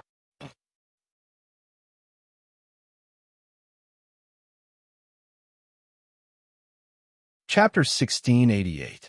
This sovereign will tell you something you don't know. That person paused for a moment before continuing. Perhaps you don't know. This Fengjiu isn't the original Fengjiu. She should have been possessed by someone else. Her body was taken over by a strange soul that came out of nowhere and became the current Fengjiu. If I want to kill these ants, I only need to say a word. I can make them die without a burial ground with just a flick of my finger. However, after discovering this interesting matter, I would like to see how Feng Xiao and the others will treat the person who has taken over his daughter's body after they find out about this. Killing someone is easy, but don't you think it's more interesting to torture her and destroy her mind?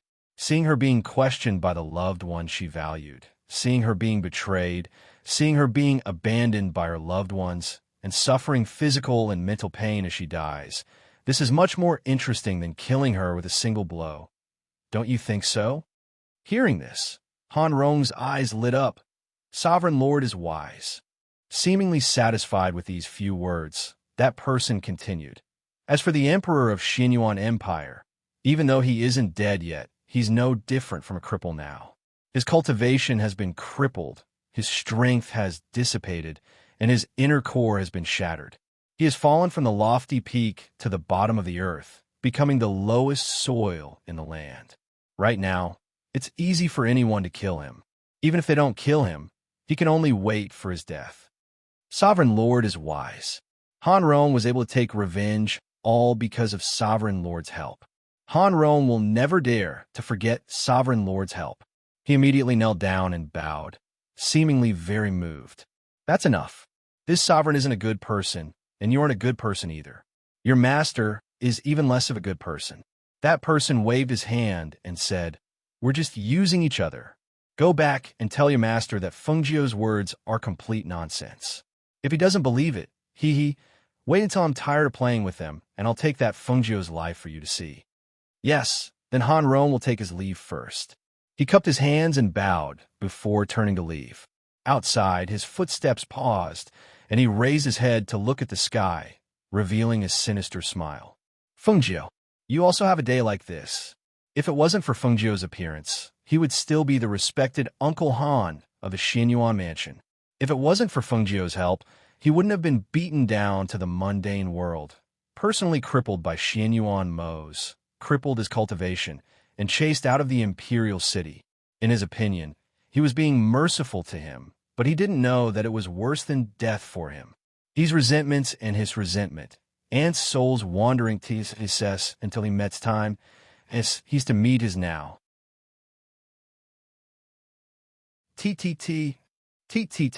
TSS. He wanted Fengjiu to lose his family, to lose everything. He wanted Xinyuan Mo's to lose the entire Xinyuan Empire. He wanted his father to fall from the clouds to the mundane world. Everything they've given him, he wanted to take it all back.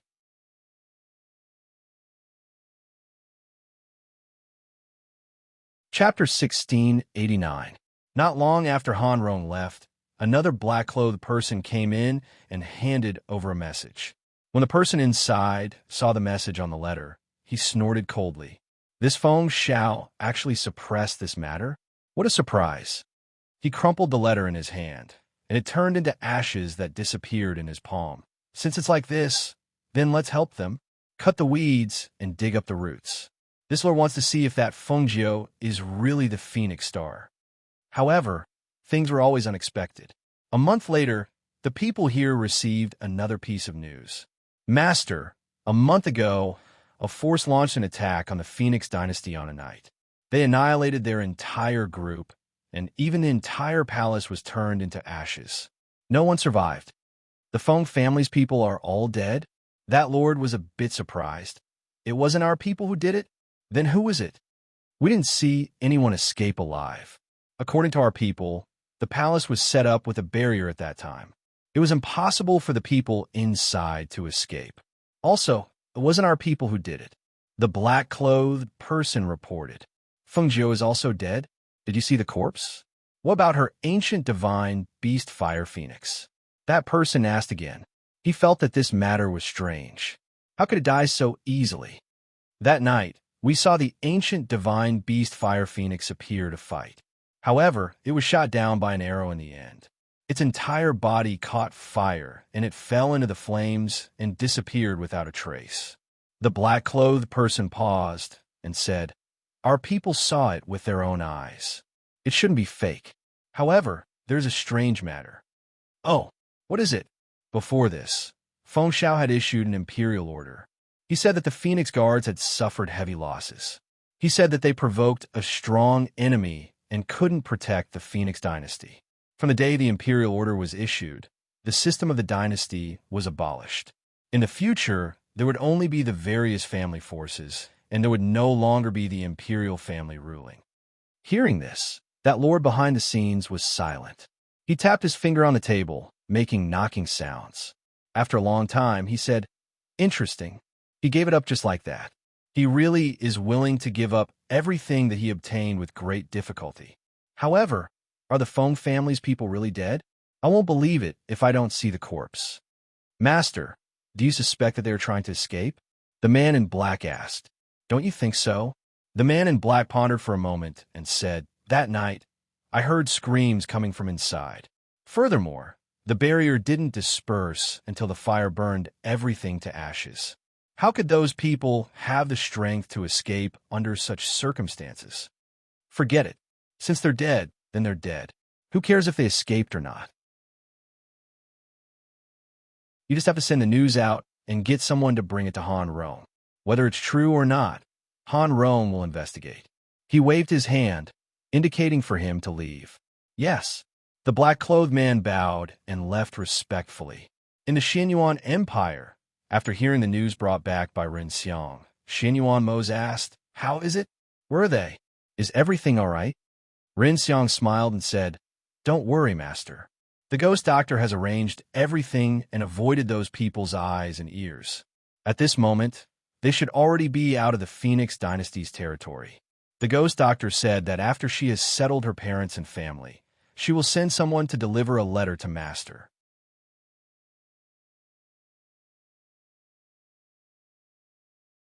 Chapter 1690. However, this was also good. At least before the enemy was clear, they would not be in a dangerous situation where the enemy was in the dark while they were in the light. "Master, this is the pill that the ghost doctor asked me to bring back. She said that it can repair the Emperor's damaged inner core. She said that even if his cultivation is destroyed, he can still cultivate from the beginning. The pill inside is for the Emperor to take regularly. When she comes over, she will help the Emperor take a look at the situation." Ren Xiang handed the pills over to him. His heavy heart finally eased a little after returning to his side. He knew that with his master's strength and methods, as long as he was in charge, he would definitely be able to stabilize the entire Xianyuan Empire and prevent any external enemies from invading. On the other side, Feng Jiu arranged his subordinates into several groups and split up. They did not stop at the Phoenix dynasty, but went to their other base, the valley whereby Xiao and the others had gathered. She planned to settle her parents and the Phoenix Guards there. On the one hand, it would allow them to improve their strength, and, on the other hand, it would be safer there. "Master, Luo Yu and the others have arrived at the valley first. Du Fan walked up and said to Feng Jiao. There were fewer people in their group. Other than Feng Xiao and his wife, there were only their masters Feng Jiao and Guan Shilin, as well as Leng Hua and Leng Shuang. In the carriage, Feng Jiao poked his head out to look at the sky and said, "It's getting late. Let's find a place nearby to rest tonight. We should arrive tomorrow after a day's journey." "Yes." Du Fan responded and said a few words to Leng Hua. The two of them found a place for them to stop and rest. The group of people sat around a fire by the road. Du Fan and the others went to find game to roast. Seeing that her father was silent all the way, Feng Jiao asked, "Father, are you reluctant to leave our home?" Feng Xiao sighed and said, "I was born and raised in this place, but now I have to abandon my hometown and my family has been destroyed. How can everything that I have experienced during this period of time be alleviated in such a short time? It would be a lie to say that I don't feel reluctant or sad." Shangguan Wanrong patted his hand and said, "Don't think too much. Home is where your family is. Moreover, it's not like we won't go back there. If there's a chance in the future, we can still go back, right?" "I know." Feng Xiao nodded and said firmly, "In the future, our family will definitely go back." Seeing this, Feng Jiao, he cut a piece of his mother's hand and said, "Father, eat some." As she spoke, she cut another piece and gave it to her mother. "Have a good rest after eating. You'll arrive tomorrow after another day's journey." "Okay." The two of them answered as they tore into the barbecued meat. Feng Jiao and Guan Shilin walked around after eating. Looking at Feng Jiao beside him, Guan Shilin asked, "Xiao Jiao, do you want to go into seclusion to cultivate when we arrive at the valley?" "Yes, I'm preparing to advance to the fairy realm. I'll go out after my strength and cultivation have stabilized."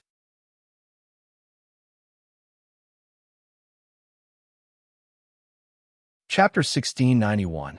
She paused for a moment, then said, "I don't want to see the people around me die again. I hope that they can live well." Hearing this, Guan Shilin said, "Don't worry, I'll help you. I can help you train them and increase their strength again." He was a Xian martial artist, and his current strength and cultivation were already at the top of the Xian martial artists. In addition, he had mastered quite a few martial arts techniques and killing moves. Training the Phoenix Guards shouldn't be difficult for him. Feng Jiao nodded, then said, Then when we reach the valley, I'll leave the Phoenix Guards and the others to you. As for the problem of pills, don't worry. I'll provide you with enough pills so that everyone can advance in the shortest time possible." The group rested there for the night.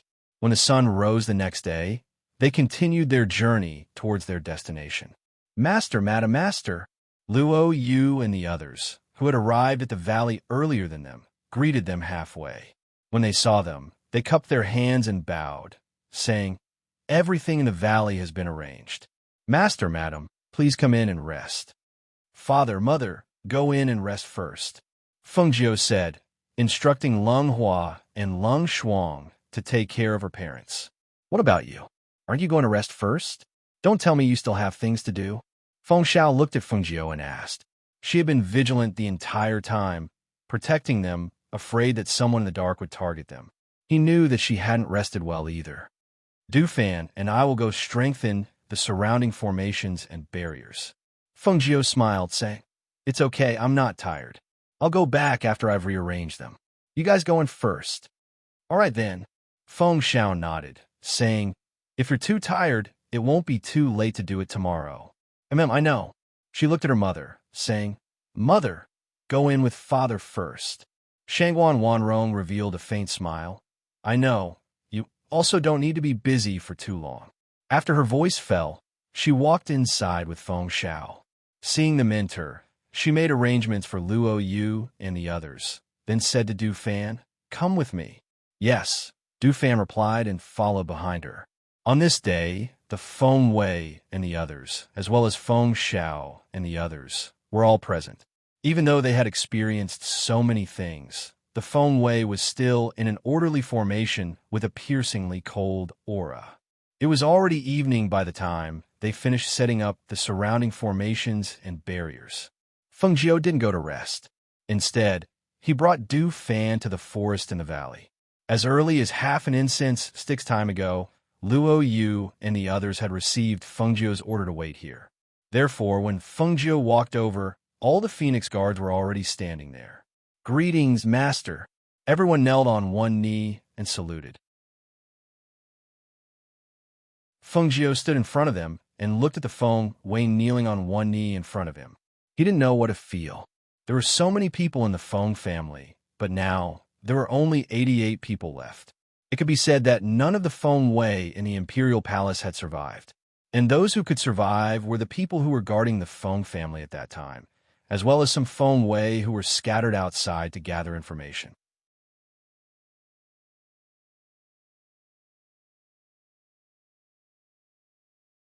Chapter 1692.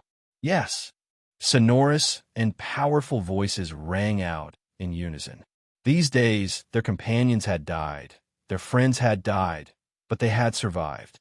Every time they thought of the helplessness they felt when they couldn't save them, they hated their own incompetence. Only strength could protect the people they wanted to protect. There was never a moment when they didn't want to become stronger. It would be difficult for them to do it on their own. However, if they had the help of their master, they believed that they could do it. "Get up," she said, and after everyone stood up, she continued, "I will provide you with the advancement pills, and my brother will train you during this time. I hope to see each and every one of you improve by leaps and bounds." She looked at them and said a few words to Guan Shilin, then turned and left, leaving the people behind her to him. In the next few days, Feng Jiu used all the spiritual herbs in her space to refine the advancement pills. After refining a batch of pills, she saw that there were fewer herbs in her space. She wanted to let Du Fan and the others go out, but in the end, she decided to go into the city herself. Just as she was about to tell her parents and prepare to go out, she met Guan Shilin waiting for her outside the courtyard. "Brother, what's the matter? I heard that you're going out." Guan Shilin looked at her and asked, "Yes, I'm going to the city to buy some spiritual herbs." "Why? Do you have something you want to buy?" "I'll buy it on the way back." Feng Jiu said, "What do I have to buy? I'm just worried that it's not safe for you to go out alone. How about this? I'll go with you." Hearing this, Feng Jiu smiled and waved her hand. No need. I'm going to dress up as a little beggar and enter the city." She flicked the red clothes on her body and said, "I can't wear this dazzling outfit. The news must have spread. There might be many people watching in the dark. It's the safest and most convenient way for me to dress up as a little beggar and enter the city." "But you can't do it yourself," he said. "How about this? Since you want to dress up as a beggar, I'll dress up as a beggar and go to the city with you." "You?" She looked at him in surprise, then laughed and waved her hand. No, you're not cut out for that." "What do you mean by that? If you can do it, why can't I?" Guan Shilin said disapprovingly. As soon as he finished speaking, he saw her slap his chest. "Look at you, your muscles are firm, and you're tall and strong. You don't look like a beggar at all. All right, that's it. I won't talk to you anymore. I have to go back and prepare before entering the city." Feng Jiu smiled and turned to leave, preparing to return to his room to change his clothes. Hearing her words, Guan Shilin couldn't help but lower his head and look at his muscular body. He frowned and said, "That's true. It's okay to say that I'm a thug, but no one would believe that I'm a beggar." However, he was still a little worried about letting her enter the city alone. "Are you worried about Master?" Du Fan had walked over at some point and appeared beside him. Guan Shilin glanced at him and said, "How can I not be worried? The Phoenix dynasty is gone, and so is the Feng clan. She left her home and came here. Who knows how many people outside want her life? How can she be at ease if she goes out alone?"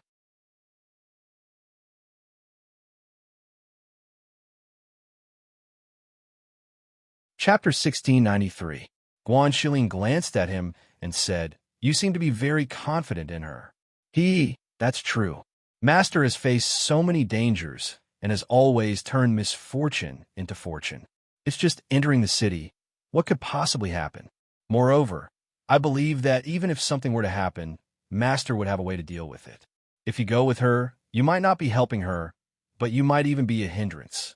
Hearing this, Guanxilin did not say anything else and just stood there quietly until he saw Feng Jiu go back to her room and change into a shabby beggar's outfit and walk out along a small path. He could not help but sigh and did not follow her. That's right. Even Du Fan could see through her and trust her. How could he not trust her? With her strength, who could possibly be her opponent in this place? Even if there was danger, it would definitely not be that dangerous. Feng Jiu was wearing a shabby beggar's outfit and a pair of broken shoes that exposed 2 toes. She walked leisurely towards the city. Wearing this outfit and smearing her face with dust, she looked ordinary and inconspicuous. Whether it was on the mountain path or after entering the city, she only attracted the disdainful gazes of others. She did not wander around, but walked into the largest elixir store in the city. She took out a list and placed it in front of the shopkeeper. "Shopkeeper, I've collected all the herbs on this list, and I'll give it to—" Before she could finish, the shopkeeper raised his hand and slapped her away. "Where did this little beggar come from? Get out of here. Don't block our business. Quick, get out." The shopkeeper looked at the beggar's shabby clothes and skinny body. From the looks of it, she probably did not have anything valuable on her. He immediately waved his hand and began to chase her away. "Hey, don't chase me away. I'm here to buy things. Don't worry, I have money." She dodged as she smiled and handed the list to the shopkeeper. "Give me all the herbs on this list. You won't be short of benefits." The shopkeeper looked at him suspiciously. He took the list and looked at it. Immediately, he became angry and scolded. "Little bastard, you dare to say that you're not here to fool me? How many herbs did you say were on this list? A cart? A truckload of everything? You bastard, don't interfere with my business. Get lost. If you don't scram, I'll get someone to chase you out." Seeing this, Feng Jiu had no choice but to put away the list. You don't want to do business even when there's a chance. You're really a stubborn old man. She shook her head and walked out. She started with some of the smaller medicine shops and collected the medicine she needed. However, there were not many things in those smaller pharmacies, and some of the main ingredients were only enough for a dozen people. Seeing this, she set her sights on the underground black market in the city. "Looks like I have no choice but to make a trip to the black market." She still needed to cultivate in seclusion, so it was impossible for her to waste too much time on collecting spiritual herbs. The fastest way was to find the manager of this black market and let him do it. At the entrance of the black market, she handed over the black token. "I want to see your manager." The guard glanced at the black token, took it, and sent it inside. However, not long after, several people came out. "Our master wants you to leave immediately. Otherwise, don't blame us for being impolite." Hearing this, Feng Jiu raised her eyebrows, and her eyes moved slightly. "What do you mean? Where's my black token?"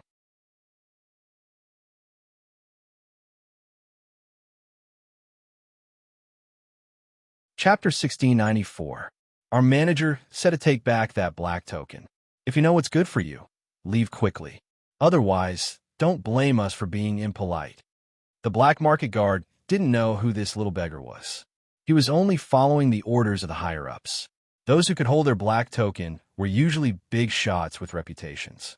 This little beggar in front of them didn't know where he got his black token, so it was normal for the manager to take it back. Hearing that, Feng Jiu's lips curled up, revealing a smile that wasn't a smile. "Your manager asked you to take it back? You've got guts." It seemed like she was being bullied by dogs when she was down. Some people in the black market must have gotten wind of the news about the Phoenix dynasty, so they were tempted. As for the black market in the 8 great empires, she believed that after working together for so long, the owner of the black market wouldn't do such a despicable thing at this time. It should be the people below who were deceiving their superiors and wanted to take away her black token. However, was her black token so easy to take away? Since he wanted it, then she would give it to him. She wanted to see if it was good or bad for the manager to have her black token. Thus, she glanced at the black market's entrance, revealing an indescribable smile. Then, she turned and left, disappearing into the street. However, after walking for a distance, her eyes flickered and a cold glint flashed across her eyes. It seemed like the manager of the black market had some ability. He actually dared to follow her? Good, very good. She wanted to see what they wanted to do. She turned into a deserted alley. Not long later, she saw several men in black chasing after her, looking for her. She smiled and walked out from the corner. Looking for me? She leaned against the corner of the wall, crossing her arms as she looked at those men in black. Those men in black saw that the little beggar suddenly walked out and were a little surprised. Just now, they clearly felt that there was no aura here. Then where did this little beggar come from? Or was he hiding his aura all along? To be able to hide his aura so well, who exactly was this little beggar? Why did the higher-ups let them take his life? Kill him, one of them shouted, drawing his sword and charging forward. The people behind him also attacked instantly, rushing forward with a whoosh. However, at this moment, the expressions of those who rushed forward changed, and they froze on the spot. They only felt their vision turn black, and their bodies fell down powerlessly. Bang! Feng Jiu took out a fruit from somewhere and started chewing it. She looked at the people on the ground and snorted coldly. She walked forward and kicked their bodies. She hooked their chinquin bags with the tip of her foot and turned to walk out of the alley. When Feng Nine appeared in front of the gate of the black market again, he had changed his clothes, and his face was slightly modified. His original appearance could no longer be seen. He was not handsome, but under the contrast of the white clothes, he looked graceful and elegant, like a noble young master. She held a folding fan in her hand and opened it with a whoosh. With one hand behind her back and the other gently fanning herself, she walked leisurely into the black market. The people in the black market hurriedly greeted her and led her inside.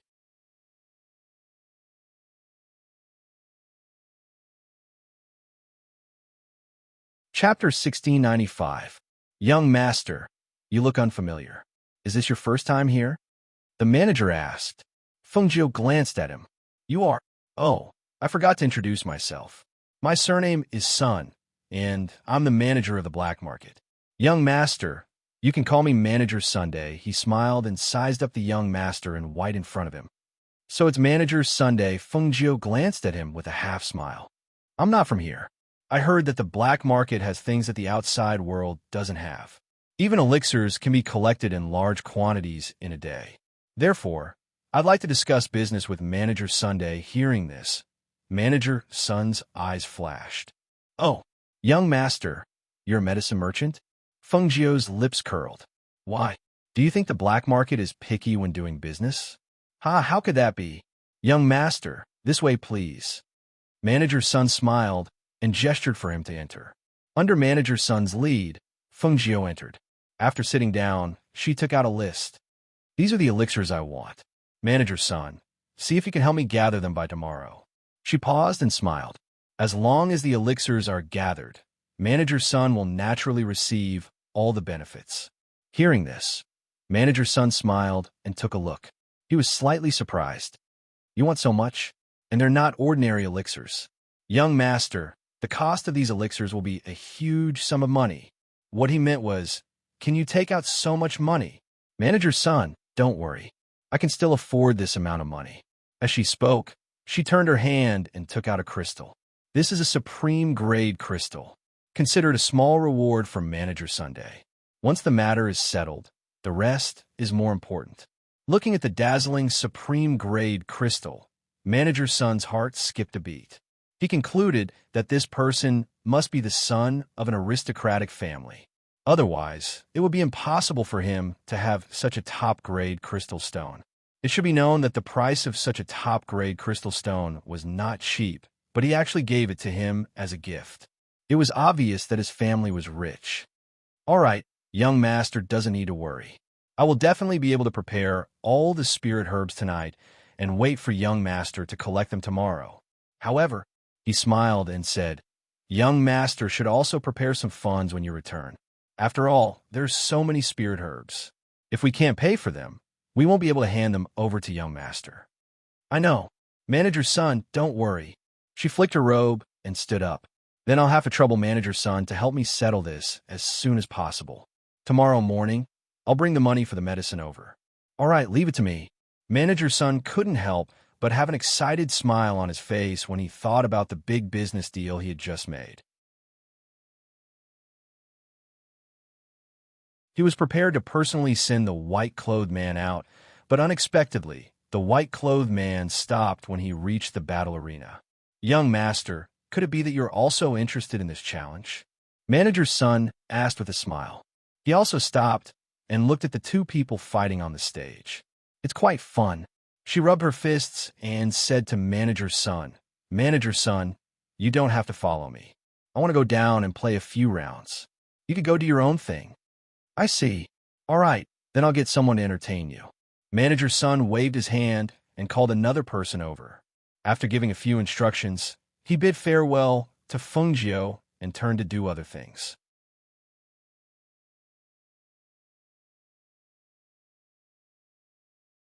Chapter 1696. She walked forward and registered outside the arena. Then, she placed her money and bet on herself to win. Then, she entered the arena and started sparring with the people inside. On the other side, Manager's son, who had instructed people to prepare the medicinal herbs, was just finishing his instructions when a guard came over and reported in a low voice, Manager, that young man in white has already won 10 rounds in a row and won a huge sum of money. Other than that, no one else dares to enter the arena. Won 10 rounds in a row? Isn't that person a golden core cultivator? Why is no one a match for him? Manager's son frowned slightly. He sized up that young man in white and saw that he was at the peak of the golden core realm at such a young age. That was why he thought that he should be a disciple of a large family clan. Although he was young, his talent was outstanding.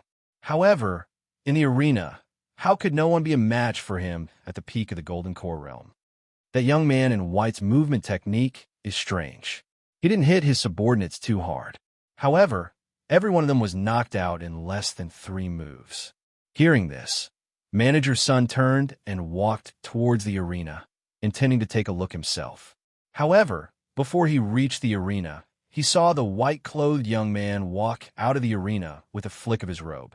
He then followed an old man to the back. He stopped in his tracks and stared at the old man with a frown. Isn't that elderly? Why is he at the front? I don't know. We didn't inform him, the guard beside him said. The black market was divided into 2 factions. One belonged to the president, and the other belonged to the 2 elders who guarded the black market. The manager naturally obeyed the president's orders, and so did they. However, some of them obeyed the 2 elders' orders. Both sides had their own forces behind them, and they couldn't stand the actions of the other party. Hence, there was no lack of secret fighting. They wanted to push the 2 elders away, and the 2 elders wanted to pull the president down. At this moment, seeing that one of the 2 elders had actually appeared in front of them, they were naturally puzzled. Behind them, the old man who brought Fengjiu to a guest room ordered someone to guard the door. He then gestured to Fengjiu, Young Master Feng, please take a seat. Hearing this, Fengjiu raised her eyebrows and looked at the elder. How did you know it was me? She walked forward and sat down on the right seat. The old man smiled and sat down in the main seat on the left. He personally poured a cup of tea for her and said, That son guy has eyes but can't see. Naturally, he can't recognize young Master Feng. Although this old man has never seen young Master Feng before, as an elder of the black market branch, I have inquired about young Master Feng who hold a first-class black token. Originally, I wasn't sure, but after seeing young Master Feng fight with someone in the arena, I knew it was young Master Feng. Oh, you can recognize me just by exchanging blows with others? Hearing this, the old man smiled and said, Young Master Feng might not know, but a few years ago, I saw young Master Feng exchanging blows with someone. I remember young Master Feng's strange moves. Elder, he has good eyesight. She was still thinking that with her disguise, it was impossible to see her original appearance. How could someone recognize her? I don't dare. He smiled and raised his cup of tea. Young Master Feng, please. Please. She also raised her cup and took a sip.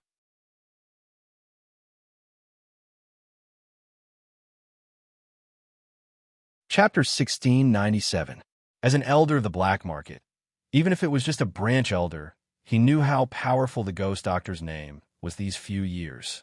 Even an elder like him didn't have as many rich experiences and fortuitous encounters as she did. He heard that she even went to the 8 great empires, but he didn't expect that he would come back here again and see her here. Seeing her here, he could more or less guess that the recent rumor of the Phoenix Empire being burned down was related to her. If it wasn't her idea, then it was her plan to beat them at their own game to get rid of the enemy. Only, to destroy a dynasty just like that, this kind of breadth of mind, this kind of courage, really made many people feel ashamed of their inferiority. Looking at the people guarding outside, Fengjiu's eyes moved slightly, asking, "Looks like the black market isn't too peaceful here. Since Elder, he doesn't know that I'm here, then you shouldn't know that my black order was detained by your manager's son, right?" "What?" Elder, he was shocked and stood up in disbelief. That grandson actually dared to detain young Master Feng's black order? He must have eaten a leopard's guts. I originally planned to buy some herbs from the black market, but the moment I handed over my black order, it was detained by him, and he even sent people to kill me. I also think that his guts aren't small. She played with the teacup in her hand, slowly speaking. "Young Master Feng, I'm really sorry. I believe you know quite a bit about this internal strife, but don't worry, I'll report this matter, and I'll definitely let the higher-ups take care of them. As long as this matter was reported, then the black market's president would have to change." The heavens were really helping him. This surnamed son really didn't have eyes, actually having ideas about the ghost doctor. Daring to have ideas about the ghost doctor, he wanted to see how they would die in the end. Fengjiu only smiled, but didn't say a word. Seeing this, Elder, he paused, then asked, "Then I wonder what herbs young Master Feng wants? I can get people to prepare them for young Master." "No need. I've already asked Manager's son to do it. Let him handle this matter." She turned the teacup in her hand and said, "But there's something I need your help with. Please instruct me, young Master Feng." "Elder," he hurriedly said. Her eyes were gloomy as she said, "Help me send a letter to the 8 great empires and have them pass it to your masters." "All right." Oldie responded and went inside to take out a brush, ink, paper, and inkstone. Then he retreated a little and sat down. Fengjiu wrote a letter, asking the black market to help investigate this force. After working together for so long, although she had never met the owner of the black market, she believed that the owner of the black market would help her. Moreover, if she and Xinyuan Mose could not find out about the power, then perhaps only the master of the black market could find out. Receiving the letter from Fengjiu, he said, "Young Master Feng, don't worry. I will have someone send this letter as soon as possible. It will definitely reach them. Okay, help me settle my winnings. I'm leaving." She gestured. "Sure. Young Master Feng, please take a seat." He walked out and asked someone to calculate the amount of money she had earned from winning 10 rounds in a row and hand it over to her. Then, he personally saw her out. At this moment, he saw Manager's son waiting outside.